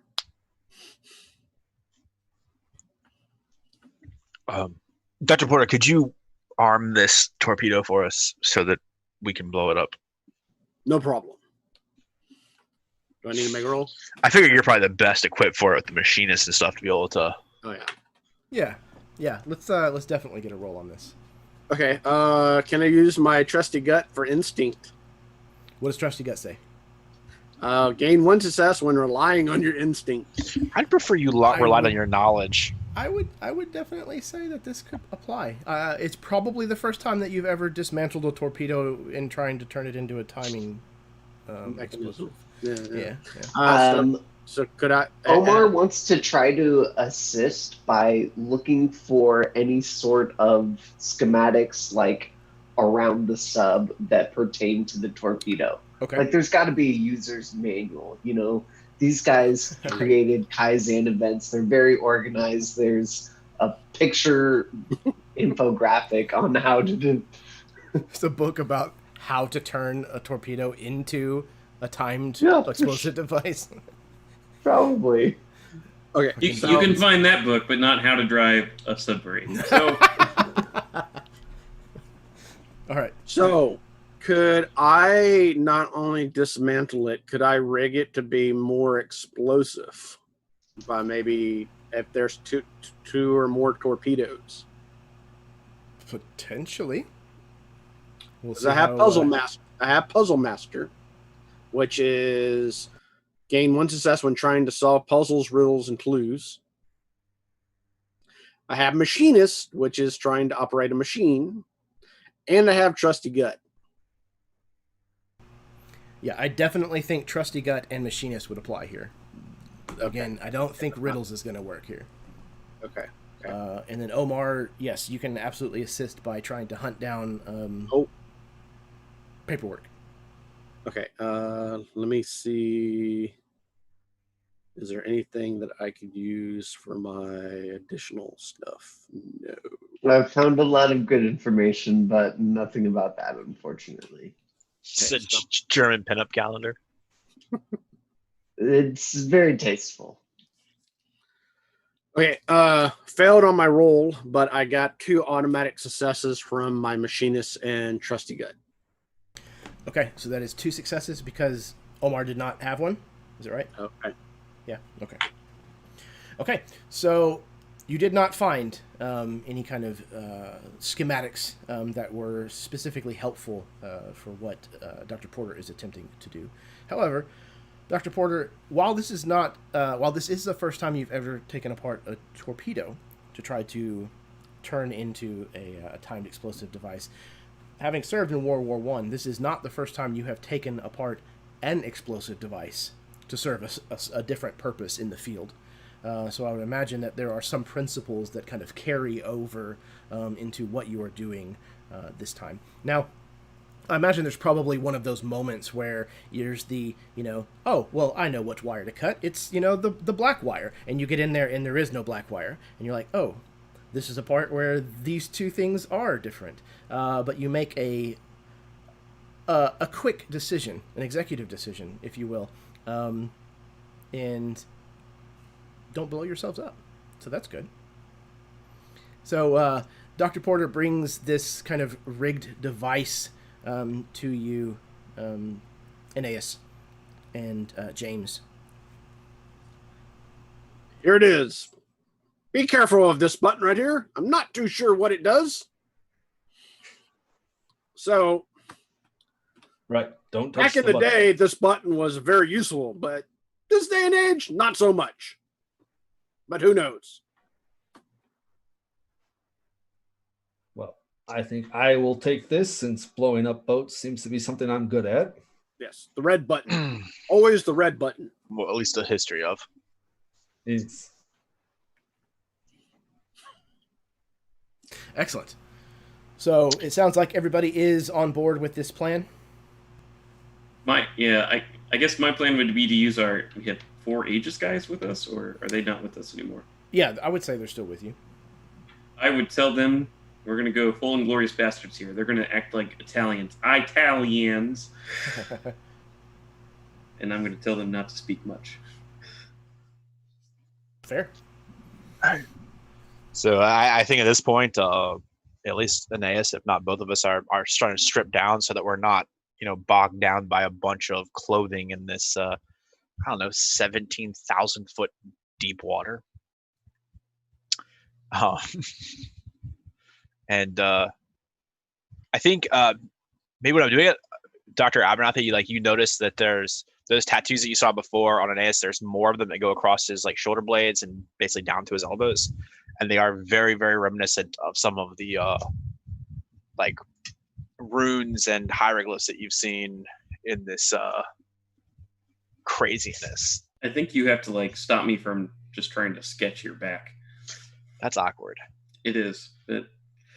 Draw me like one of your French girls. French girls? Yeah. I think while you're doing that, that reminds me that I should probably change out of my American uniform that I have. And there's a bit of a glint, the ink's pigmented, they kind of have almost a iridescent scale quality to them. I would say, has it always been like this, Aeneas? What's that? Your tattoos, they're glinting. No, it must be the light in the sub. I've never seen that before. When we get through this, we need to look at these more carefully. You'll have to buy me a drink first, Doctor. But I still have some from the train. We're good. It was a joke, Doctor. Don't joke about history, Aeneas. But good luck, and don't touch that button, apparently. We're gonna go blow up a boat now. Yes. Mr. Jenkins, Godspeed. All right. So what's the roll? Okay. Lots of grit, I would assume. Yeah. I hope it's grit. Absolutely grit. And yeah, if you have anything that you think might apply, I'm pretty sure the Bruiser has something with athletics that should apply to this. Let me see if I can find it. Yeah, well trained. I get 1 automatic success. Perfect. Okay. And I am going to use my once a day lucky charm. So you see James Jenkins pulls out a cross and kind of, makes a little prayer before jumping overboard. So that gives me another dice, I think. Yeah. Yep, I believe so. All right. Excellent. 3 successes. Fantastic. Steve, you look a little concerned. I got one success, but it's the only success I can get because I only have one die. Hey. Because I'm all about casting magic and stuff, and your swimming is magical. Especially aside James. Mm-hmm. So I'll just use my +1 success on supernatural, and I'll swim like the Loch Ness monster. It's perfect. All right. So the two of you manage to slip out the hatch once you have surfaced this submarine into this, what I can only imagine is very cold water. And you kind of hide on the far side of the submarine and wait for the second U-boat to pull up alongside of yours. As they have surfaced, you can see that there are several Germans who have exited the submarine and are on top. One of them is manning the large caliber machine gun that is in front of the I don't know what it's called, but the portion that extends upward, where they kind of crawl in and out of the hatch. And one of them seems to be perhaps the captain of the vessel, and he is standing at the very top of this with binoculars, kind of watching as they approach. Soon they have pulled up alongside, and the two of you manage to very, very carefully make your way around the outside of your submarine and to the other side of theirs, where you begin attaching this essentially sticky bomb. I think maybe we attach it to the propulsion, like back to the propeller. On the off chance it doesn't blow up the entire sub, at least they would be disabled. Excellent. That makes good sense. Okay, so yeah, you kind of wait for them to kill their forward propulsion. The screws kind of slowly turn down, and once they have stopped, maybe James, with his expertise of destroying water-going vessels, swims the bomb down there and kind of finds a nice place to put it. Do you just go ahead and activate it and set it to, I don't know, a minute or 2 minutes or however long you feel comfortable getting away? So I put. Go ahead. So I set it to a little more than I would need to get away, just because I know he's not keeping up with my swimming. So like I kind of like when I see you do that, I kind of like point at it and I'm like, raise the timer or I'll tell you to go up, and we'll get back out there. If it blows up next to our sub, problem. We need to be able to get back into our sub and moving before it blows up. So maybe 10-ish minutes, 15. Or how many people crew the submarine? We had a rough idea earlier because the guy who was building it had mentioned it took people, and then Omar had mentioned it took people, and JJ had mentioned it took people. Do we have a rough idea how many crew this normal sub? I would say that that's information that you guys would know. It's not information that I happen to know. I would imagine probably somewhere in the neighborhood of 24, maybe 36 people. But that's probably more about like switching out for shifts and things of that nature. So I see some quick Google foo going on. If it's the Type 2, it's 25. Hey, 24. Boom. There you go. Cool. It's a type, it could probably it's a be Type crewed. 745, so let's say it's a Type 2. I think the Type 2 is a much more comfortable range. So I think this is probably the typical operating crew. It's probably not the skeletal crew that it would take to operate one, obviously, since you guys are doing so with much less. Right. And so sort of peeping who all's on top of the sub, getting ready to go over to the other sub, would we expect about 12 people left inside or slightly more? So a boarding party would probably not consist of more than maybe half a dozen people. Okay. So you'd know that there'd probably be somewhere in the neighborhood of about 18 people still left on board. And they have a machine gun that's. Yep. Yours does as well. So just forward of the stack, whatever that's called, there's a kind of a small little rail, and then on that flat spot just in front of that stack, there's a large caliber machine gun. Okay. And the periscope is currently recessed, right? It's not up like there's someone inside looking around as well? Yeah, correct. It's down. All right. All right. I've got another crazy idea, JJ. We're going to go take out the gunner. So we're doing this with like hand signals, probably. Well, I imagine at this point we're kind of up, maybe like right against the hull, so you can hear like the humming of the machinery on the inside of it, and like we're holding on to like the sub, so we're not having to constantly keep swimming at this moment. Having this conversation about how we're about to scale a submarine and go assassinate a guy on the machine gun turret. Yeah, and you could probably even hear some of the German submariners inside kind of yelling over the engine noise and stuff from inside.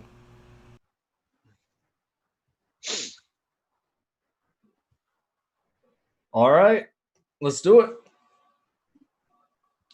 That's what I like to hear. All right.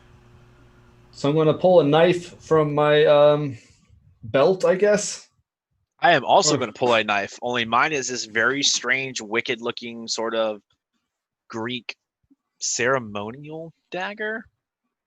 Question mark. Like you might have seen it hanging on like the wall in the house back when you were dating my sister. Like, and my mom always said it was like a family heirloom type thing, and you know, we got yelled at one night for getting drunk and throwing it at each other, or whatever the case would be.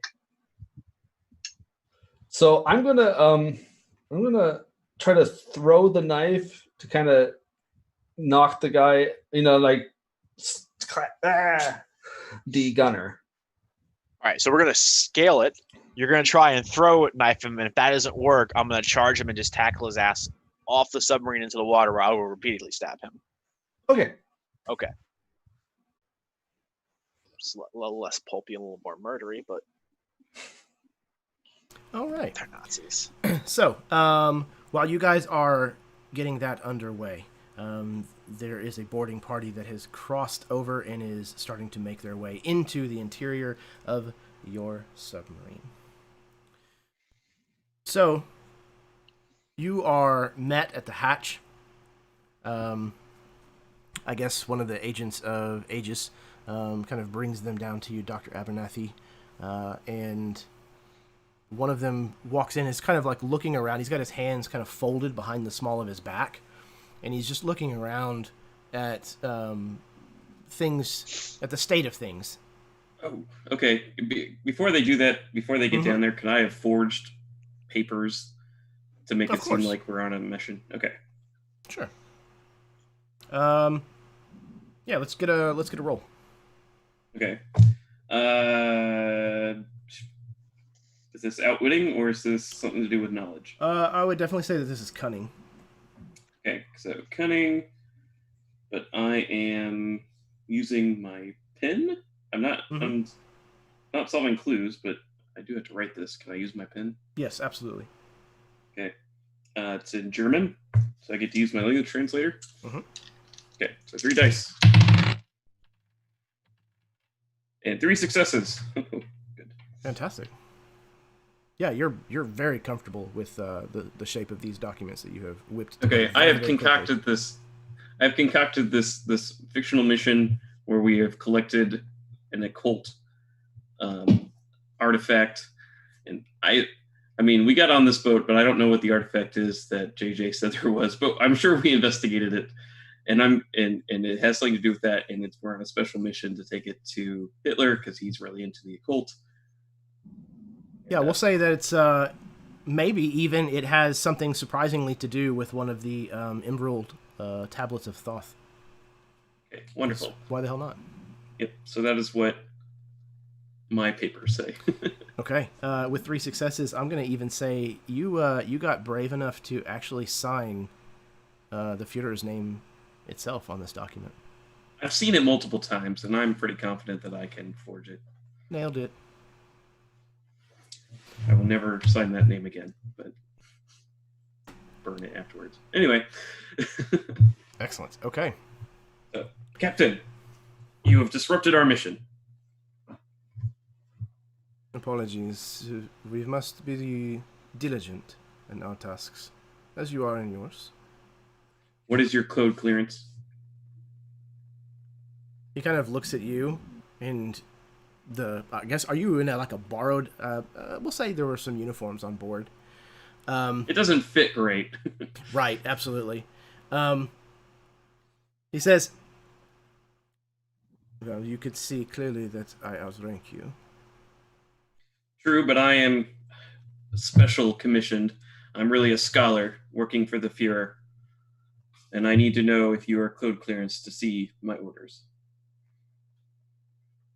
Yes, of course. He kind of nods his chin towards one of the kind of lackeys that's standing behind him, who produces this kind of folded leather-bound series of documents. He kind of hands them over very matter-of-factly towards you. Can I memorize that? Might be good to know later. Yeah, I would say so. Do I need to roll? Or No, Abernathy's a pretty smart dude, I would imagine. Yeah. He's used to kind of absorbing written knowledge very quickly. I will say, very good, Captain. Now, I don't believe your subordinates can see this, but for your eyes only, and I'll hand over my papers. He kind of takes them and studies you for a second before actually giving them a thorough glance through. And you can see the moment when his eyes settle on Hitler's signature and whatever seal that he would usually have for this kind of thing. Everything looks like it is in order. I told you it was. Very well. He kind of folds the documents that you have handed him back up and hands them back to you. Now, can I trust that you will not tell anyone of our passing?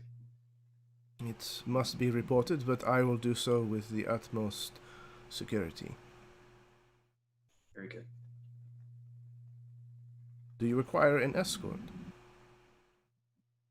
I think it's best that if you pretend you never saw us right now. Very well. You may go about your business. You as well, Captain.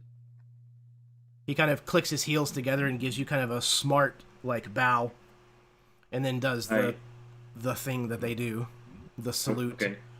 I will use my hands to click my heels together and attempt to salute back. Yeah. Okay. He gives you the Hail Führer thing, and then they all turn and very promptly kind of start to march their way back out. So, about that time, just as this is all going on inside of your U-boat, let's get some rolls. James, let's make an attack with this knife. All right. I did have one question. Could this knife also be my woodsman tool? Sure. 'Cause that would be an extra dice. Yeah. All right. I could say so. Big-ass Bowie knife. It's even better now because I just imagine you're throwing a hatchet at him. 2 successes. 2 successes. Okay. So, that does 2 stress. Okay. Cool. So, this knife hits him right in the side of his neck and doesn't bury itself necessarily, but it does glance the side of his neck pretty good. Instantly, you can see blood begin to pour down kind of the woolen uniform that he's wearing. He reaches up and kind of grabs a hold of his neck and kind of stumbles back for just a second, and before he can do much else, Aeneas? Yes, I am also going to attempt to stab him, and if he does not succumb to that, I'm just hugging him off the boat. All right. So, 2 successes. Excellent. Okay, that's 2 more stress. You, again, stab this guy and then push him towards the railing. I need you to make a grit roll, please. I have 1 success, but that's all I can get. Okay. Right. So Let's I'm not see. attacking anymore. Let's see what he is going to get to. Okay. How much did you get underneath your grit score? I'm undermined by 4. Excellent. Okay. He was only under his by 1. So there is a bit of a scuffle. You're trying to kind of physically throw him over this railing and into the water, and he's strong, and he's resisting. Even though he has taken 2 stabs now, he is definitely his adrenaline has kicked in, and he is fighting hard. But just in that moment, you see him kind of falter for just a second, probably from the loss of blood, and you realize that now's your moment, and you kind of stick your foot out between his and kick one of his legs out from underneath, and that causes him to start to topple, and you just use your body weight to throw both of you up and over the rail, and you splash into the water. Perfect. Okay. So once you are in the water, since you were kind of expecting this, and he wasn't necessarily, it doesn't take very long to finish him off with a couple of quick jabs successively from the knife. So I like to think there's this weird moment, since we are kind of close to where we're going, that this blood being leaked from this neck from the ceremonial dagger, like it does this weird thing where it sort of swirls around in the water for a moment, much to Anais's surprise and complete lack of understanding, and then it shoots off in a very specific direction towards the island. Yeah, absolutely. I like that. It's badass. Okay. So the two of you recover your knives and yourselves and manage to kind of swim your way back to your submarine. Just as we kind of see you guys pass out of view because of your proximity to your U-boat, we see the hatch open and these Nazis begin to come back out of your boat. Yelling about, where's so-and-so? Isn't he supposed to be out there? Yeah, they seem to be a little angry that he's not at his post. And they hasten their return to their own vessel. As they begin descending back into their own ship, Aeneas and James, if it is in fact the plan, you are able to quickly re-enter your own submarine and close the hatch. So, about the time that you are starting to pull away, I would assume. Yeah. Yes. Okay, excellent. About that time, you see their hatch fly back open, and that the captain reemerges with his binoculars and begins kind of looking around. About that time, we see the body surface, and they begin pointing in its direction, and you hear the alarms sound in your own vessel that you have been locked on from torpedo fire. I turn. I think this is probably about whenever the explosive goes off. So, about the time that you start hearing these klaxons kind of sound inside the submarine, there's this, and this large column of water kind of shoots upwards from the rear of their submarine, and immediately, whenever the water kind of cascades back down, you can see black smoke just roiling up from the rear of their vessel. So, you are pulling away. Are you attempting to, you said turn, Abernathy? So basically just get out from directly in front of them? Yeah, I was turning away from direct line torpedo fire. Excellent. Okay. So let's get essentially a driving roll from you, if you would please. And that would be under cunning? I think so, probably. Okay. I don't think I have anything that helps, so just roll die. Could I help, or is it just all on him? Yeah, actually, we'll say that two of the Aegeus agents are also going to be helping. Okay. They may even have some submarine experience. So let's see here. Whew, I got it. I got a success. Okay. Apparently they lied about their experience with submarines because neither one of them. Could I use my machinist or true gut? Definitely machinist. True gut says what again? Trusty gut. Your instinct. Trusty my gut. instinct. Yeah. Sure.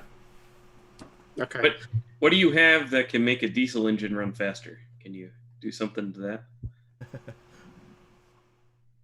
The machinist. I don't have anything else to add to it except my doctor medical bag, but no. So I failed my roll, but for adding machinist and trusty gut, that's 2 successes. If we're just adding machinist, that's 1 success. So however you want to. Okay. And how many did you have, Abernathy? 1 with my dice. 1. Okay. So you managed to cut this a pretty extreme angle and turn almost 90 degrees away from where this German U-boat is now derelict in the water. And you can hear the klaxons still going off underneath, and they are going to fire their torpedoes, attempting to hit you, though you have turned. We shall see what is going to happen. All right, so they can attack twice with their crew. They're going to shoot 2 torpedoes, but you are off to the side of them. So, okay. It's going to be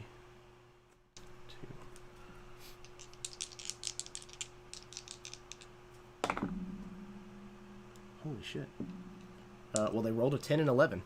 So both of these torpedoes, you watch as they appear on your radar, and they begin to slowly kind of turn and follow you as best they can. But the turn that you made is just too sharp, and they're not able to make enough of a correction to actually come within close range of you. And they pass, and eventually you can kind of hear and feel as they detonate well beyond your vessel.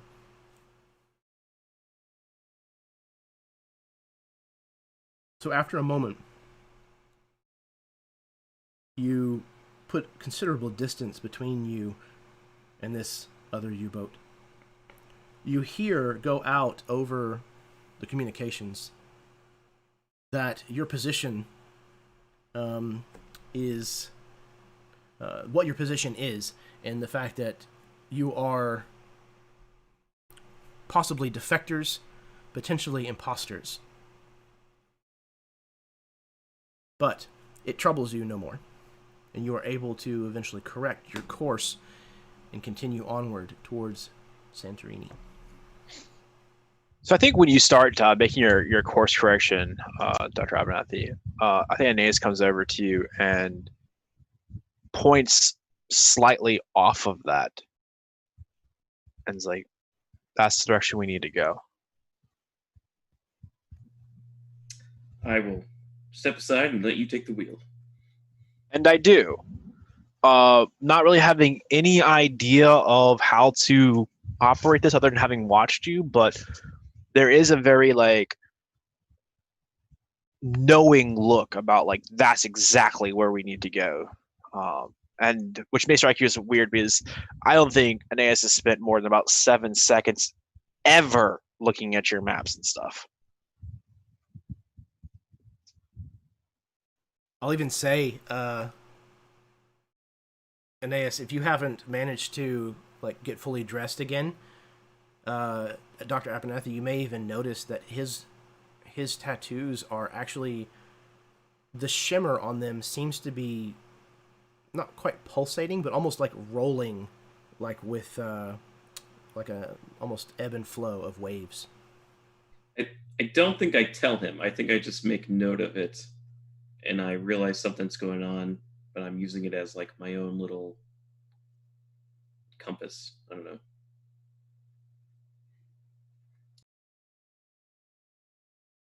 Okay. Aeneas, following your trusty gut, and or your tattoos, you sail onward and eventually find your way to the Santorini caldera. Obviously, you don't see it from this particular angle, but you recognize... It's a very tall periscope. It's a very huge. The hugest. So huge. So huge. The best telescopes. So you manage to make your way into the caldera of Santorini, this place that, knowing the history of your own nation, this place that over its course has been a complete ring around this caldera and collapsed repeatedly over and over again through volcanic activity. And this time you're led with your instincts to a spot that's kind of out in the middle of nowhere. It's close to the island of Nea Kamini, but it's kind of out in the water. And as you're approaching, you can see that there is an outcropping of volcanic rock that is on the seabed. And as you near it, you kind of instinctively kind of start to circle around it, and you actually find a large cave opening in its base. Definitely big enough that you could, if you wished, drive the submarine directly into it. And I do wish, without asking anybody. I take note of what Aeneas's tattoos are glowing.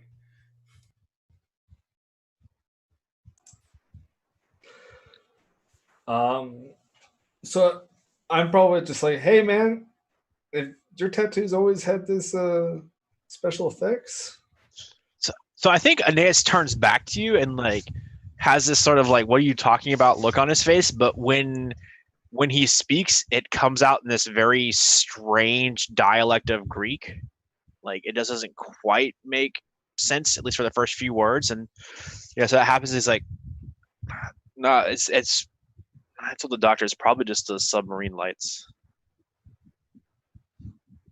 I know And, someone who can get you a very nice cream for those. So don't worry, we'll have you fixed up.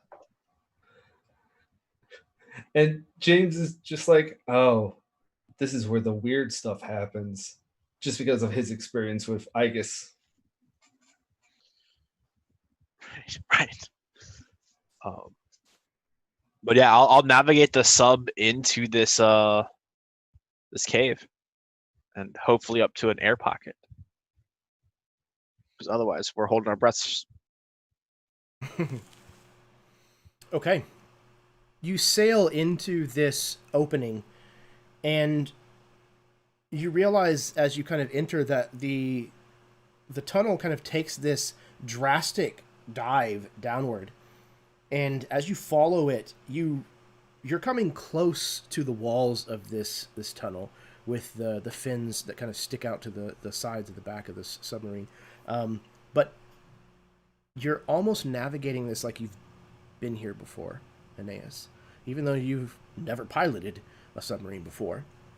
You continue diving, and you reach a point where it takes a drastic bend to come back up, almost like a P-trap in a sink. And as you do so, you realize, in fact, your hopes were accurate. that you appear to have found a pocket, a cavern, a sizable cavern at that, that appears to be filled with air. You can see the kind of telltale like shimmer of water surface above you. And that's not all. You can also see the underside of another Type 7 U-boat that is already here. Well, this is where we need to be, and that might be a problem.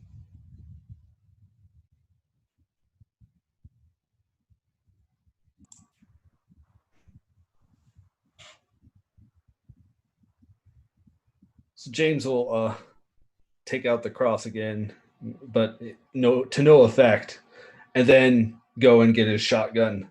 Well, I'm ready if you are. Yeah. I feel very ready.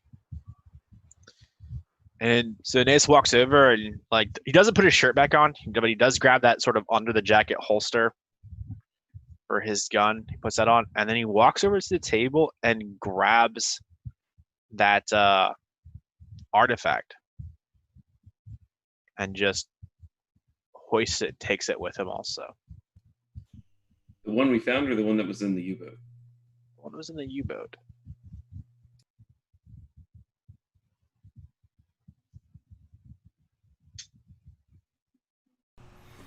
Okay, so what is the plan? Are you going to surface bold as brass and announce yourselves? Are you going to attempt something else? Periscope? What's the? We can definitely periscope it first, right? Yeah, so let's take some reconnaissance. We don't have any more torpedoes, do we? You do.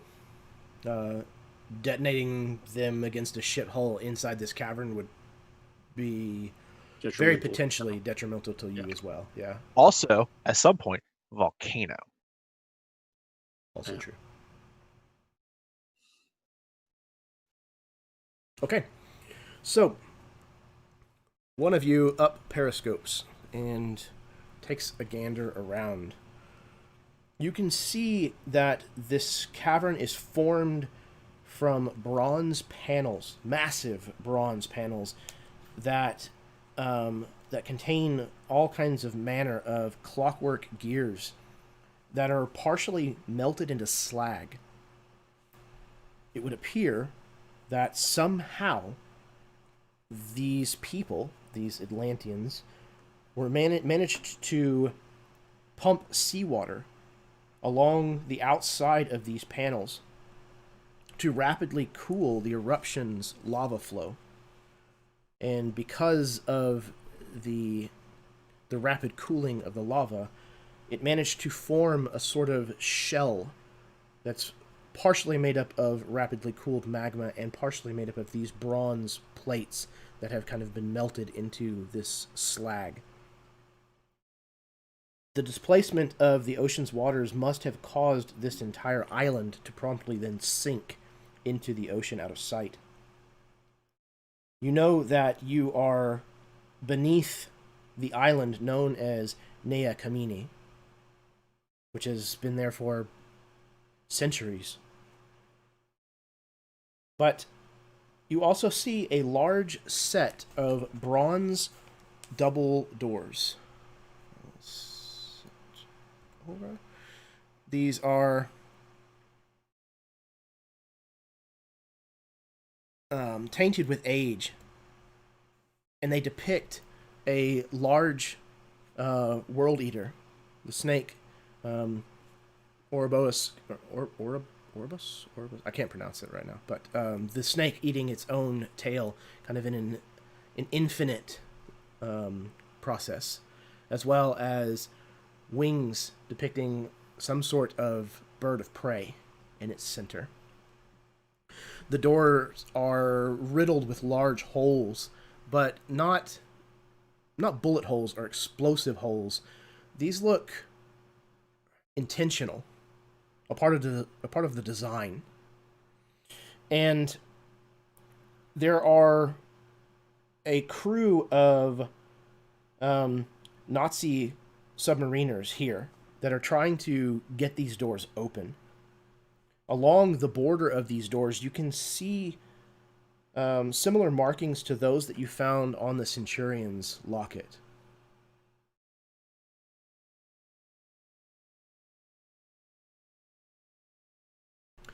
So, what would you like to do? I think we have to go through that door. But first, we have to get through the Nazis. I'm take the prepared door. to get through some Nazis. As I hold up my pistol. Ready to go. Omar, do you want to go with me? Yes, I will go with you for sure. Where are you going? Through the door. We are There's going to open the door. Nazis between you. I have lots You of can faith in take you care three. of them. What did you say, Dr. Abernathy? I said I have lots of faith in you three. Mr. Jenkins looks like he can handle himself. As well as many others. Yes. So the two of you are going to sneak around them or something. Yes, I will oil my wheels first, so we'll be quiet. Okay. How do you propose getting to the surface without letting them know we're here? That is a good point. Well, can you swim? Not well. Well enough, though. Omar can definitely help you. I No am problem. an expert swimmer. Because we don't need two submarines, just one. Would one of you, maybe we could shoot one of you outside of a torpedo tube to get to the surface, and you could sneak up on them. No? Okay. You don't. I'm just coming up with ideas. We're brainstorming here, Aeneas. No idea is bad. Just throw one out. Dr. Porter, do you have an idea? Storm them with force. Force. Yes. Step I like that idea. 2. Step 1 is still getting out of the submarine. We're brainstorming here. No, there's no bad answer. Well, we do have those Nazi uniforms. And they won't be hearing from the other crew, I don't imagine. Except that they've already been radioed and informed that. Right. But if you can swim, there's at least a way out. I can swim. Torpedoes aren't launched. They have their own propellers. So you can technically leave through a torpedo hatch. I'm going to take one of the map, like scroll things, put my shotgun in that so it's not wet when I get to the surface, and then I'm going to swim out the torpedo hole. I'm going to do the same thing. Okay. So Aeneas, I will follow you for sure. Was there any grenades or anything like that on the ship? Any other explosives? That besides seems torpedoes? so super dangerous. Yeah, that's well. Okay, so let's Like- roll a let's call it a cunning. Roll cunning. Cunning? Yeah. Let's call it that luck stat that needs to be in this game so much. Okay. Anything that I can add to that? Or you may just make straight Yeah, out. just a cunning? straight roll. Okay. No. I rolled a 12. Nope. Apparently, they were either absconded with or never were there in the first place. One of the two. Yeah, I think we're just going to have to.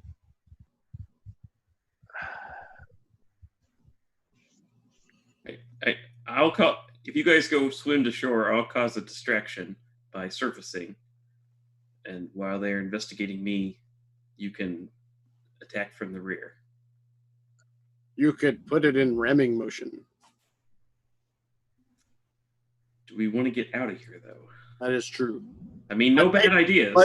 But lately, we haven't gone in the same way and come out the same way. So there's that. That is true. There's only one way out. Well, technically, I mean, as you said, it is a volcano. Underwater. I did say it was a good way out. We're brainstorming here. I don't know why you don't get the concept. Here, see, I've been drawing it out. We have a word map. As part of the Jenkins family, I must repeat our family motto. Time's up. Let's do this. And out I go. I'm not sure that family lives long. Okay. So it sounds like James is headed out. Yeah. I'm going to go with it. Aeneas is headed out as well. Omar, did you decide whether you wanted to head out with them or stay on board? I'll look at Dr. Porter. What do you think I should do, my friend? Would you like to go? Should I stay? Take care of Dr. Abernathy. I am going to go out on a grand adventure. Good luck. Okay. I'll stay with Dr. Abernathy. Okay, so Omar and Dr. Abernathy will stay on board this vessel, causing a distraction when the timing is right by surfacing and calling attention to themselves. That is the plan, yes? Yep. Yeah, and I will also reforge my forgery to make it seem like we're backup. I don't know. Just in case. Okay. All right, the three of you who are making a swim for it, go ahead and roll grit for me again. I rolled a 1. That's good. It is, actually. Very good. Can I use my trusty gut for my instincts of Staying hidden? Yeah, I would say so. I have one success. Okay. Okay, because I have one success by using trusty grit or trusty gut. Perfect.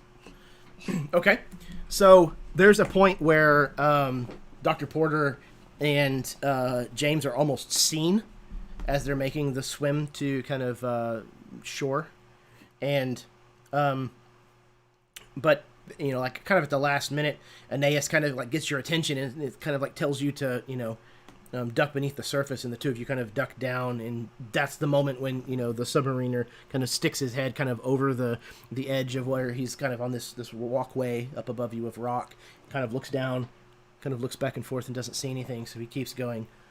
The three of you manage to pull yourself up out of the drink onto kind of the volcanic rock here, and you can see again there's a multitude of these Nazi submariners kind of milling about, and you can clearly see the person who is in charge here. He is dressed very much, very regally, as far as a naval man. He's very much an officer. Your guess is at least the equivalent of an admiral. This seems to be a fairly ranked individual. Okay, so the three of you have made landfall, essentially. What's the plan going forward?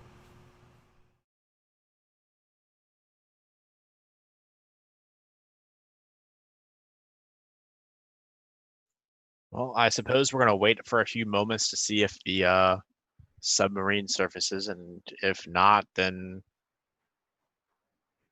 I guess we take as many Nazis with us as possible. Well, while you were all swimming, Omer and I were drinking the last of our whiskey that we took from the train, and say our prayers, and we shall surface. Okay.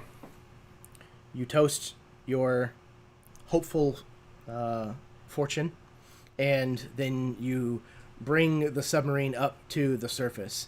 The water begins pouring out of the I don't know what it would be called, the vents and things on the side that kind of accesses all of this out, and it up, and it's basically like kicking a hornet's nest.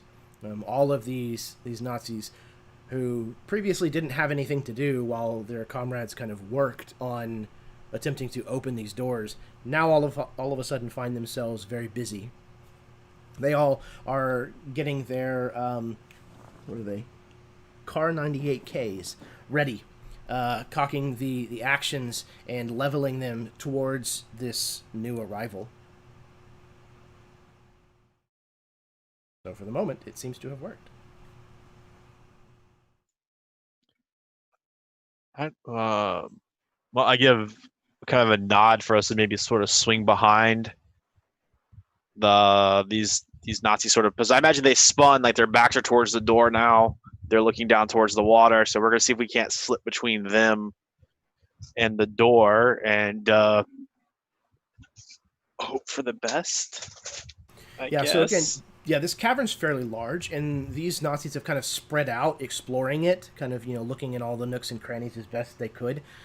So you absolutely were able to navigate your way kind of closer to the door, and there's a smaller group of them here at the door, but the leader is absolutely present as well. You overhear somebody actually call him Commodore Kohler. And his attention has also been turned towards the new arriving submarine.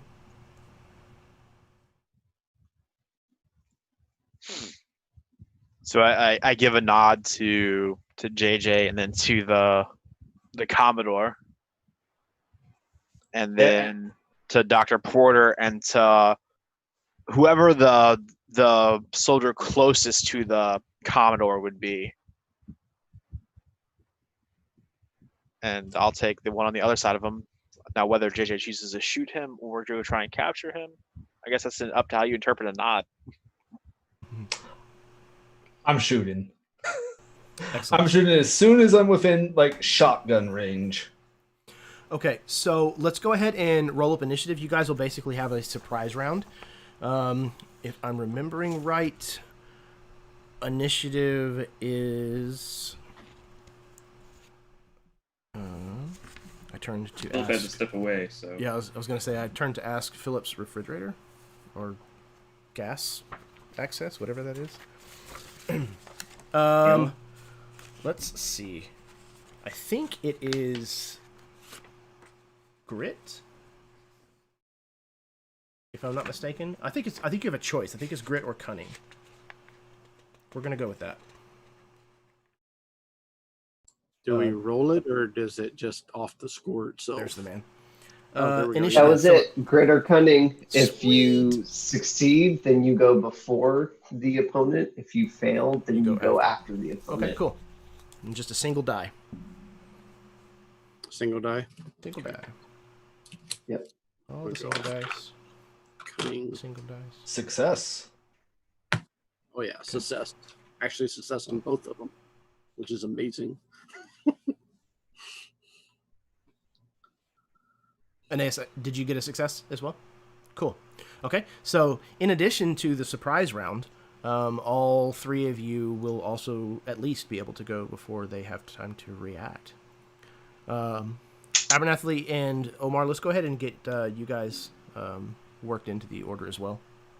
Okay, so we're just rolling a d12 and see if we succeed at a cunning. Cunning or grit. Mm-hmm.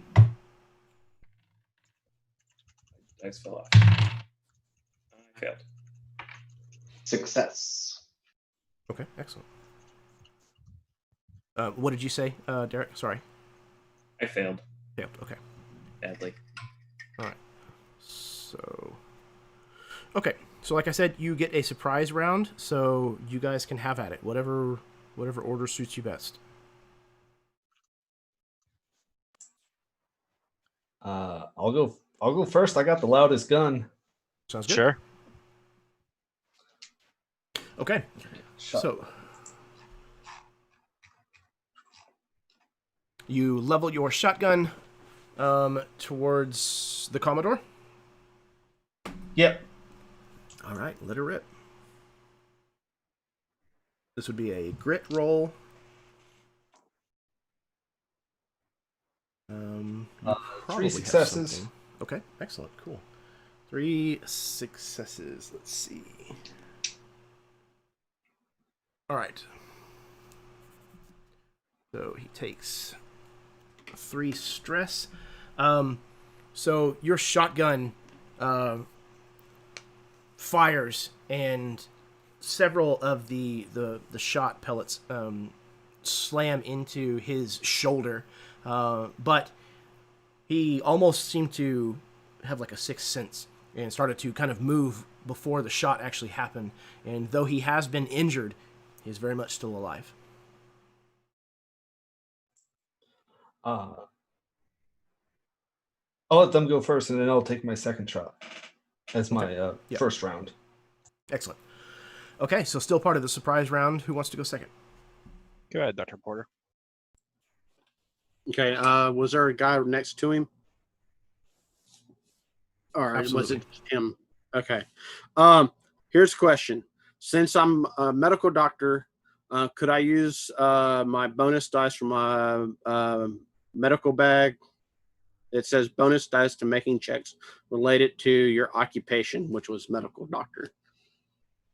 As far as precision shooting, I know where the heart's at. I know where the lungs are at, stuff like that. Sure. Yeah. Okay. Okay with Just that. making sure. I'm not a doctor, but I do know where that is. And can I use my trusty gut as far as relying on my instinct to do that on top of everything? No, I would say you're going to have to either choose to go with instinct or your medical knowledge. Okay, cool. We'll go with my medical. Well, okay. I'm going to do it with my instinct because that's an automatic success. So, okay. So 1 dice plus pistols, 2 dice, right? Yeah. Roll 2 additional dice. Okay. Ooh, I'm glad I went that way. So 2 successes. Okay, so he will take 2 stress. Okay. He is also still up.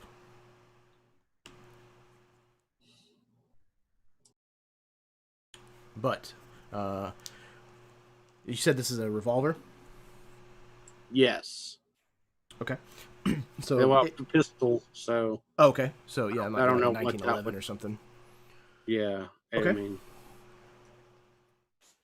So quickly following the blast of the shotgun from Mr. Jenkins, you follow up with a report of your own from your pistol, winging the Nazi beside the Commodore. Both of them are now injured, but both are still alive. All right. Who's third? What do we think the rough distance between myself and this Commodore is at this point? I would say, looking up, that you are stone's throw away, which is up to 25 feet.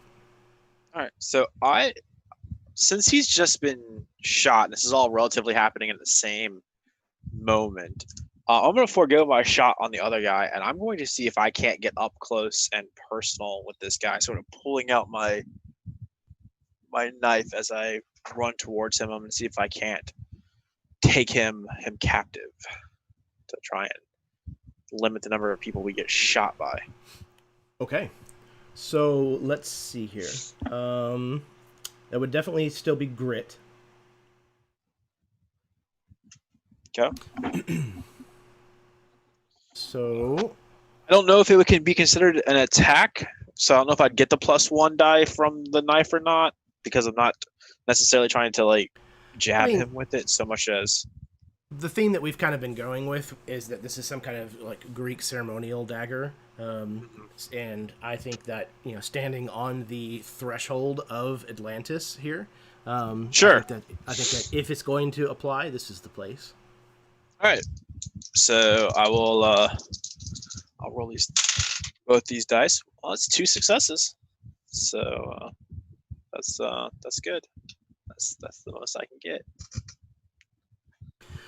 So he is kind of staggered from the shotgun blast to the shoulder, and just about the time that he's kind of recovering from the impact of the weapon, you manage to slink up right behind him and put this knife blade to his throat. He kind of goes rigid and puts his hands up to either side, kind of in a sign of no contest. Okay. As our first round of real actions, I'm going to reach down and remove his sidearm from the holster. I'm assuming he has a service holster. Yeah, he has a beautiful looking Luger on his hip. So I will remove that. Yeah, and as the Nazis are kind of in the immediate area around you are kind of responding to this, the shotgun, the sound of the guns being fired, they're all kind of turning their attention to what's going on and likewise leveling now their rifles in your direction. And he is in German telling them to stand down, stand down. Wise choice. Yes, perhaps it is wise of me to stand down, but I don't know if it is very wise for you to be here right now.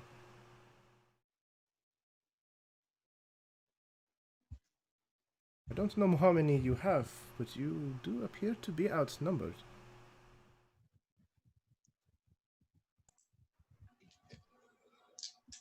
So while this German guy's patronizing us, I'm going to try to find explosives, just in case this goes south.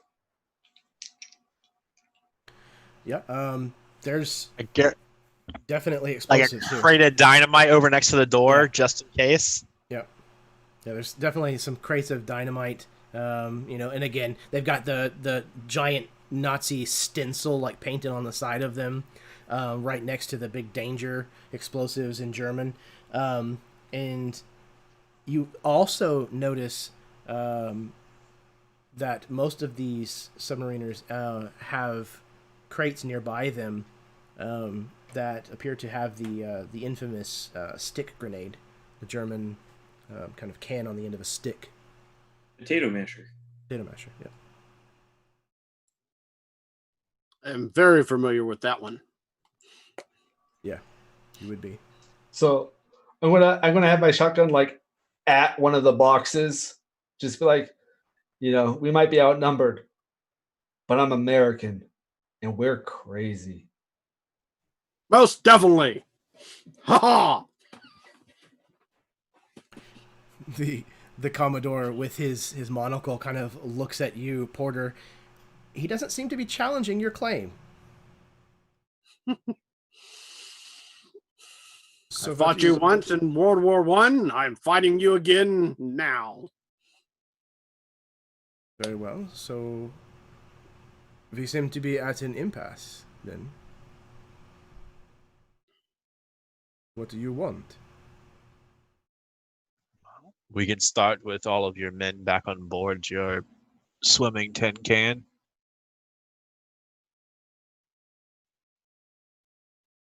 You realize that this is a very difficult door to open. We have not been able to do so.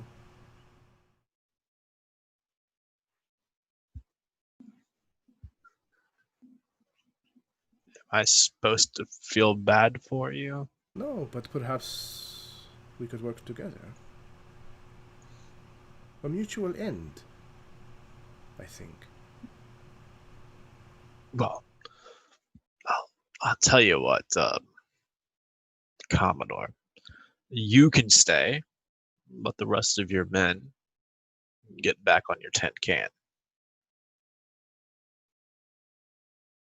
kind of, you can tell that he seems nervous and contemplates this for a moment. If I stay, I will be outnumbered by, and he kind of says, 3, 4 of you, maybe more. Surely you would not begrudge me to keep a personal guard. I would begrudge you. I see. If you would, please, roll me a...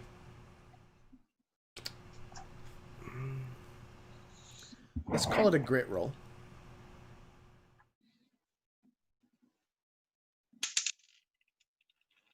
And you can have an automatic success because you guys have definitely gotten the drop on them. So that will make 2 successes. Okay. Again, he contemplates for a moment, and then he begins ordering his men to retreat, to get back on board their vessel. And they seem very confused that this is the direction that this is going. That the Commodore is giving up, it seems, without a fight. But he repeats the order, sterner this time, and they eventually, begrudgingly, begin to file back onto their submarine. Does this submarine have the same mounted machine gun at the front of it? Yeah, absolutely. It probably has one on the back as well, because it's a larger submarine. Okay. That's the one on the back. I'm not too worried about. Commodore, instruct them to strip the machine gun. He kind of sighs, of course, and he belays that information to them once again, and they go over and very carefully, showing that they mean no intention to use it or fire it. They, pull out the firing pin and kind of hold it up, and he tells them in German, toss it overboard, and they kind of pitch it into the water. Satisfied? I turn to JJ because I'm in airplanes, not boats. So And at that point, I'll kind of ease up from shooting at the aiming at the explosives, and let's get this door open. So I'm going to assume that Dr. Abernathy and Omar are still looking at us, whether through the periscope or something, and so I'm going to give them a sort of wave that they can come on out. Okay. Yeah, after just a brief moment, probably before even the rest of the Nazis are back on board their ship, Omar and Dr. Abernathy are able to join you at the doors. So you stand before these strange-looking doors, this kind of dark metal.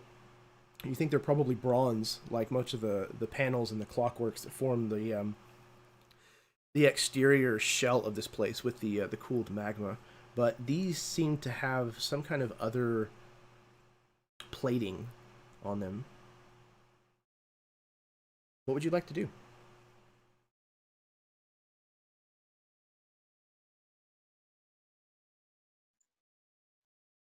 I think Derek had to step away for 1 second. Mm-hmm. I don't know, I think Aeneas starts examining them, maybe more so than he has anything prior to this, sort of looking at them and the runes and reliefs carved into the door and sort of running his fingers over them and perplexed by them, perhaps.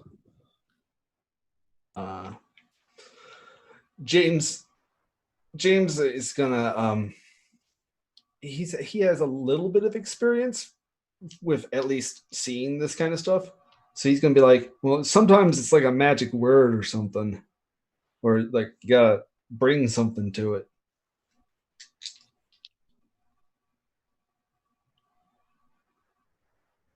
Have you tried the doohickey, the artifact that you brought along?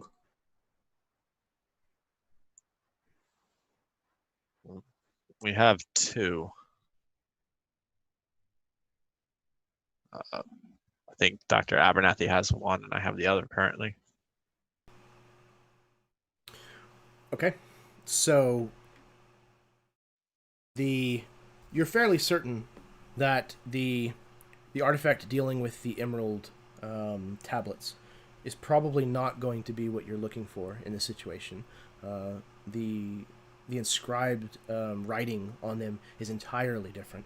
That one being very either Egyptian or Proto-Egyptian, and this being very Proto-Greek.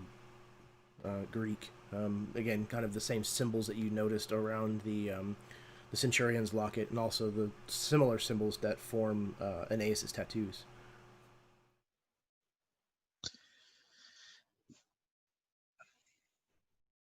Dr. Abernathy, you have the other artifact, the one from the Centurions.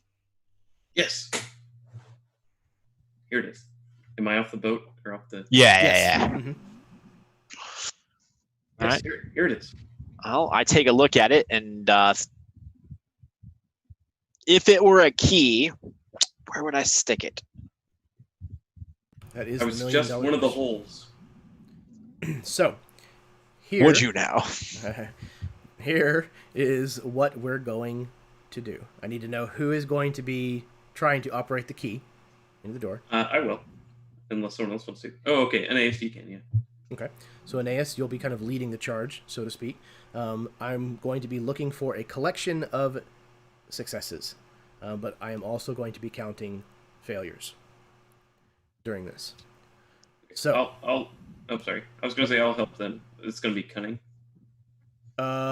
Yes, this will be cunning. Well, cunning or mysticism, your choice. Okay. Could I use Puzzle Master to help? Yes, you absolutely could. Okay. You said cunning or mysticism. Okay. Mm-hmm. Either one. Is this solving for clues or searching for clues? Yeah, I would say so. It would apply here as well. And I can use my notes on Atlantis? Yes. It wouldn't Yes, be you can. artifacts, would it? Or not? Would the door be an artifact itself? No, I don't think so. Okay. Okay.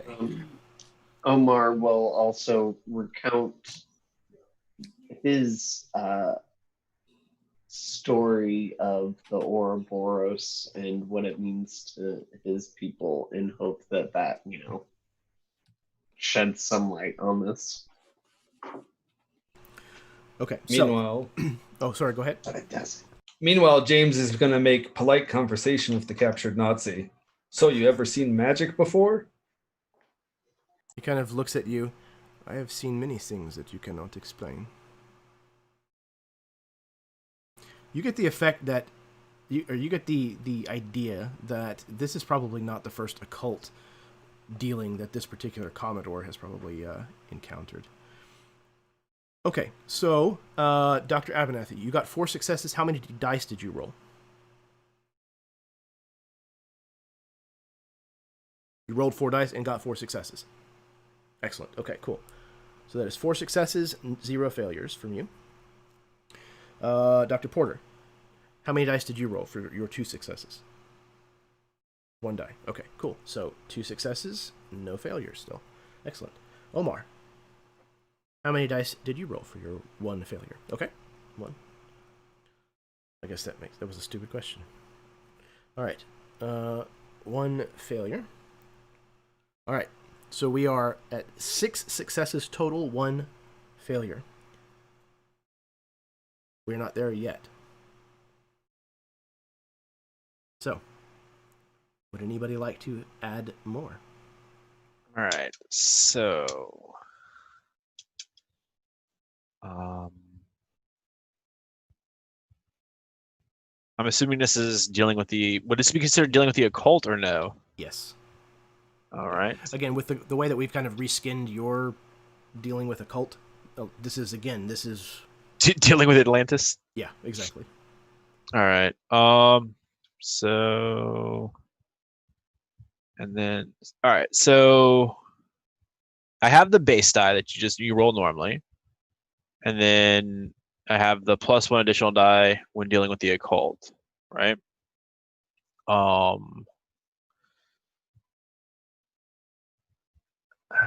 Let's see. Is there anything else I can?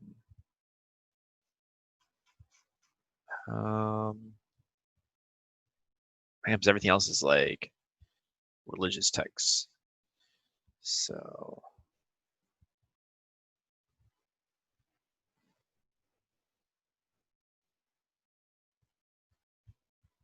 Well, I guess it's only 2 dice.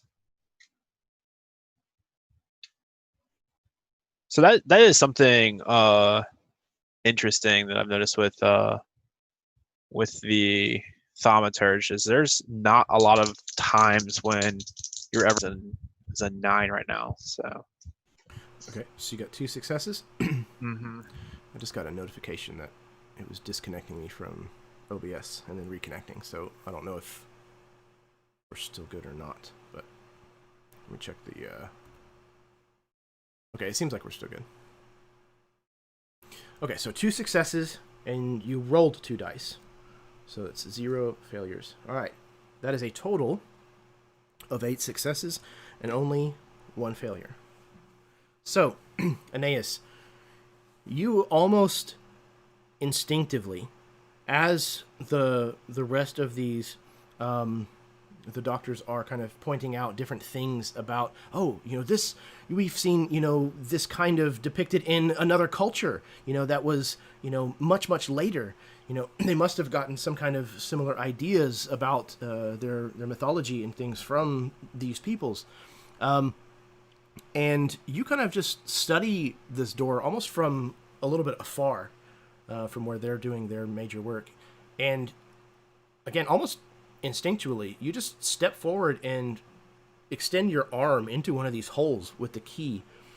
And as you do so, you can feel the key kind of slide onto bronze pegs that essentially just kind of fit into the holes of this key. And you feel this kind of slide into the back of this hole. And then you kind of wiggle this key a little, and you can feel it give in a counterclockwise position, the same direction as the spiral. And you give it a turn, and as you do so, there's this kind of thumbing, like thum, thum, thum, thum, thum, thum, thum, thum, kind of vibrates throughout the entire cavern. And there's this kind of silence that follows that click at the end. And then you feel the ground begin to shake violently beneath your feet as these doors begin to part and separate, opening. The doors open,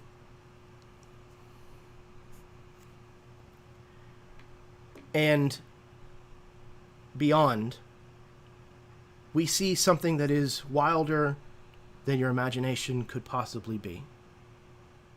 Each of you, in turn, if you would please, describe an aspect that you see about this lost, ancient civilization.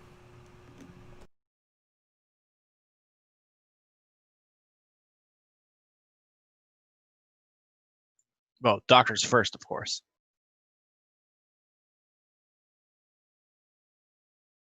I think the guy with Atlantean tattoos should go first. I mean, I can, but what I'm going to say is going to just really jack this up for all of you.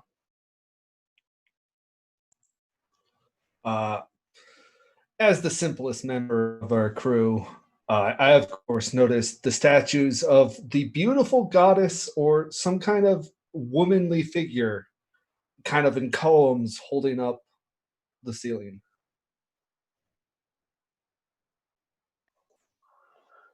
And my eyes are immediately drawn to the wares and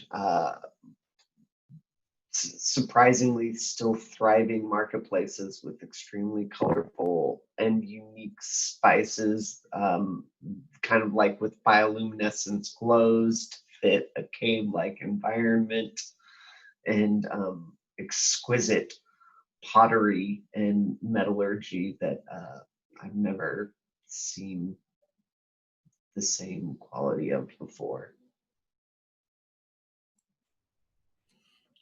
I think what draws Dr. Porter's eyes is on top of a hill, on kind of a plateau, is a giant university, and clearly stated the university is of medicine, a universal thing that was unheard of in civilization, or not so much unheard of, but as far as a central meeting place of all medicine coming together. Is what he would be most fascinated by.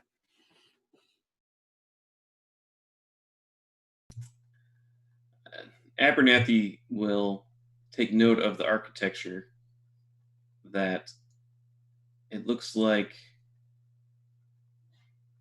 New York City skyline, but bronze and copper colors,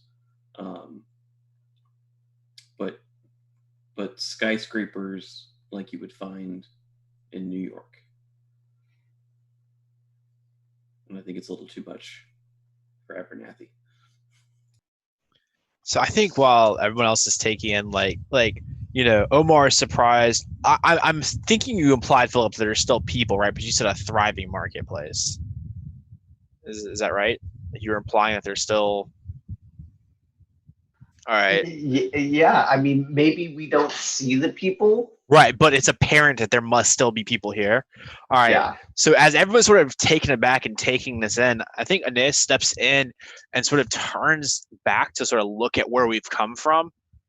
And there are just claw marks on the closed side of the door, or something has been trying to get out.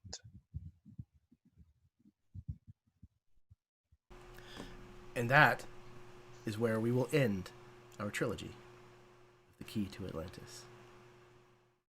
So, thank you very, very much, everyone, for tuning in this evening, whether you watch with us live or you tune in at some point in the future. I do appreciate that very, very much. If you like what you saw, please hit the like button. Subscribe if you would. That would make me very happy. There's plenty more on the channel. I think just recently I passed the 200 video mark here on the channel. 5 years, not that long ago. So yeah, I'm very excited to have another 5 years, hopefully, another 200 games. This was fantastic, the five of you. Thank you so much for going along with the craziness that I was throwing in your direction and just rolling with the punches. Karen, we did miss you. Thank you so much for playing in the first 2 episodes. And yeah, I'm going to pass things over to my players so that they can say any parting remarks that they would like, plug anything that they have to plug, and then we'll put a bow on it and call it an evening. So we will go in reverse order. Phillip, you're up first. Thanks for DMing. Thanks for everyone for playing. This was super fun. You've inspired me to revisit this and make it better.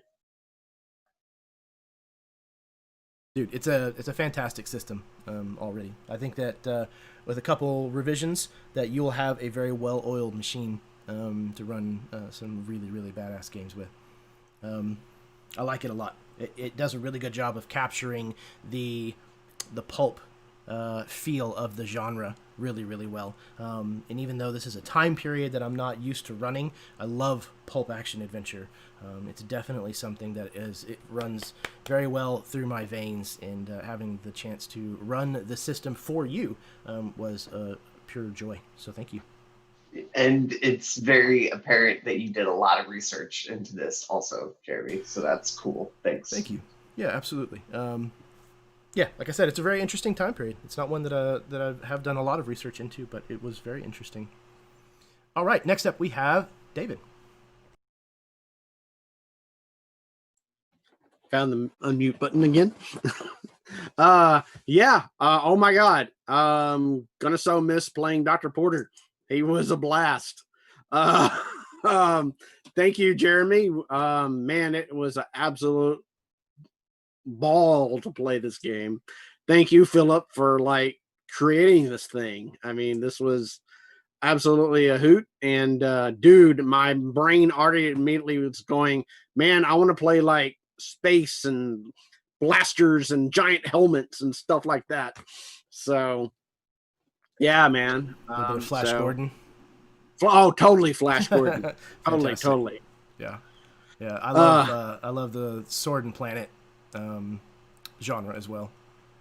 And this game would be so awesome with that genre. So yeah. Excellent. So there we go. Fantastic, man. I appreciate it, David. Thank you very, very much, man. Porter was was a hilarious character, man. And I appreciate you coming along and playing him. When the idea first came about, it's just okay, Indiana Jones. Well, what if Indiana Jones got old? So he did, and then he climbed inside of a refrigerator for a nuclear explosion. It was horrible. Yeah, we ignore that. So, I blame Shia LaBeouf personally. No, yeah. No, but seriously, thank you very much, David. I can't wait until we see you back on the channel. Oh yeah, definitely. And after this evil virus and whatnot, we can actually hang out together. Damn it! So that was not what that gesture seemed like. Practically, I know, especially when you live less than an hour away from me. So yes, sir. I am very, very eager to see the end of this bullshit. As are we all, I am sure. Yeah. All right. Next up, we have Steve. Like everybody else said, it was a fantastic game. It's a really fun system, Phillip. I like it a lot. I do want to pick your brain because, like Karen just said, she smells sequel. I'm thinking that maybe there is the prison of Atlantis, and we might visit some sort of Cthulhu-esque pulp using the same sort of system. So I'd like to chat at you about that. It'd be a lot of fun.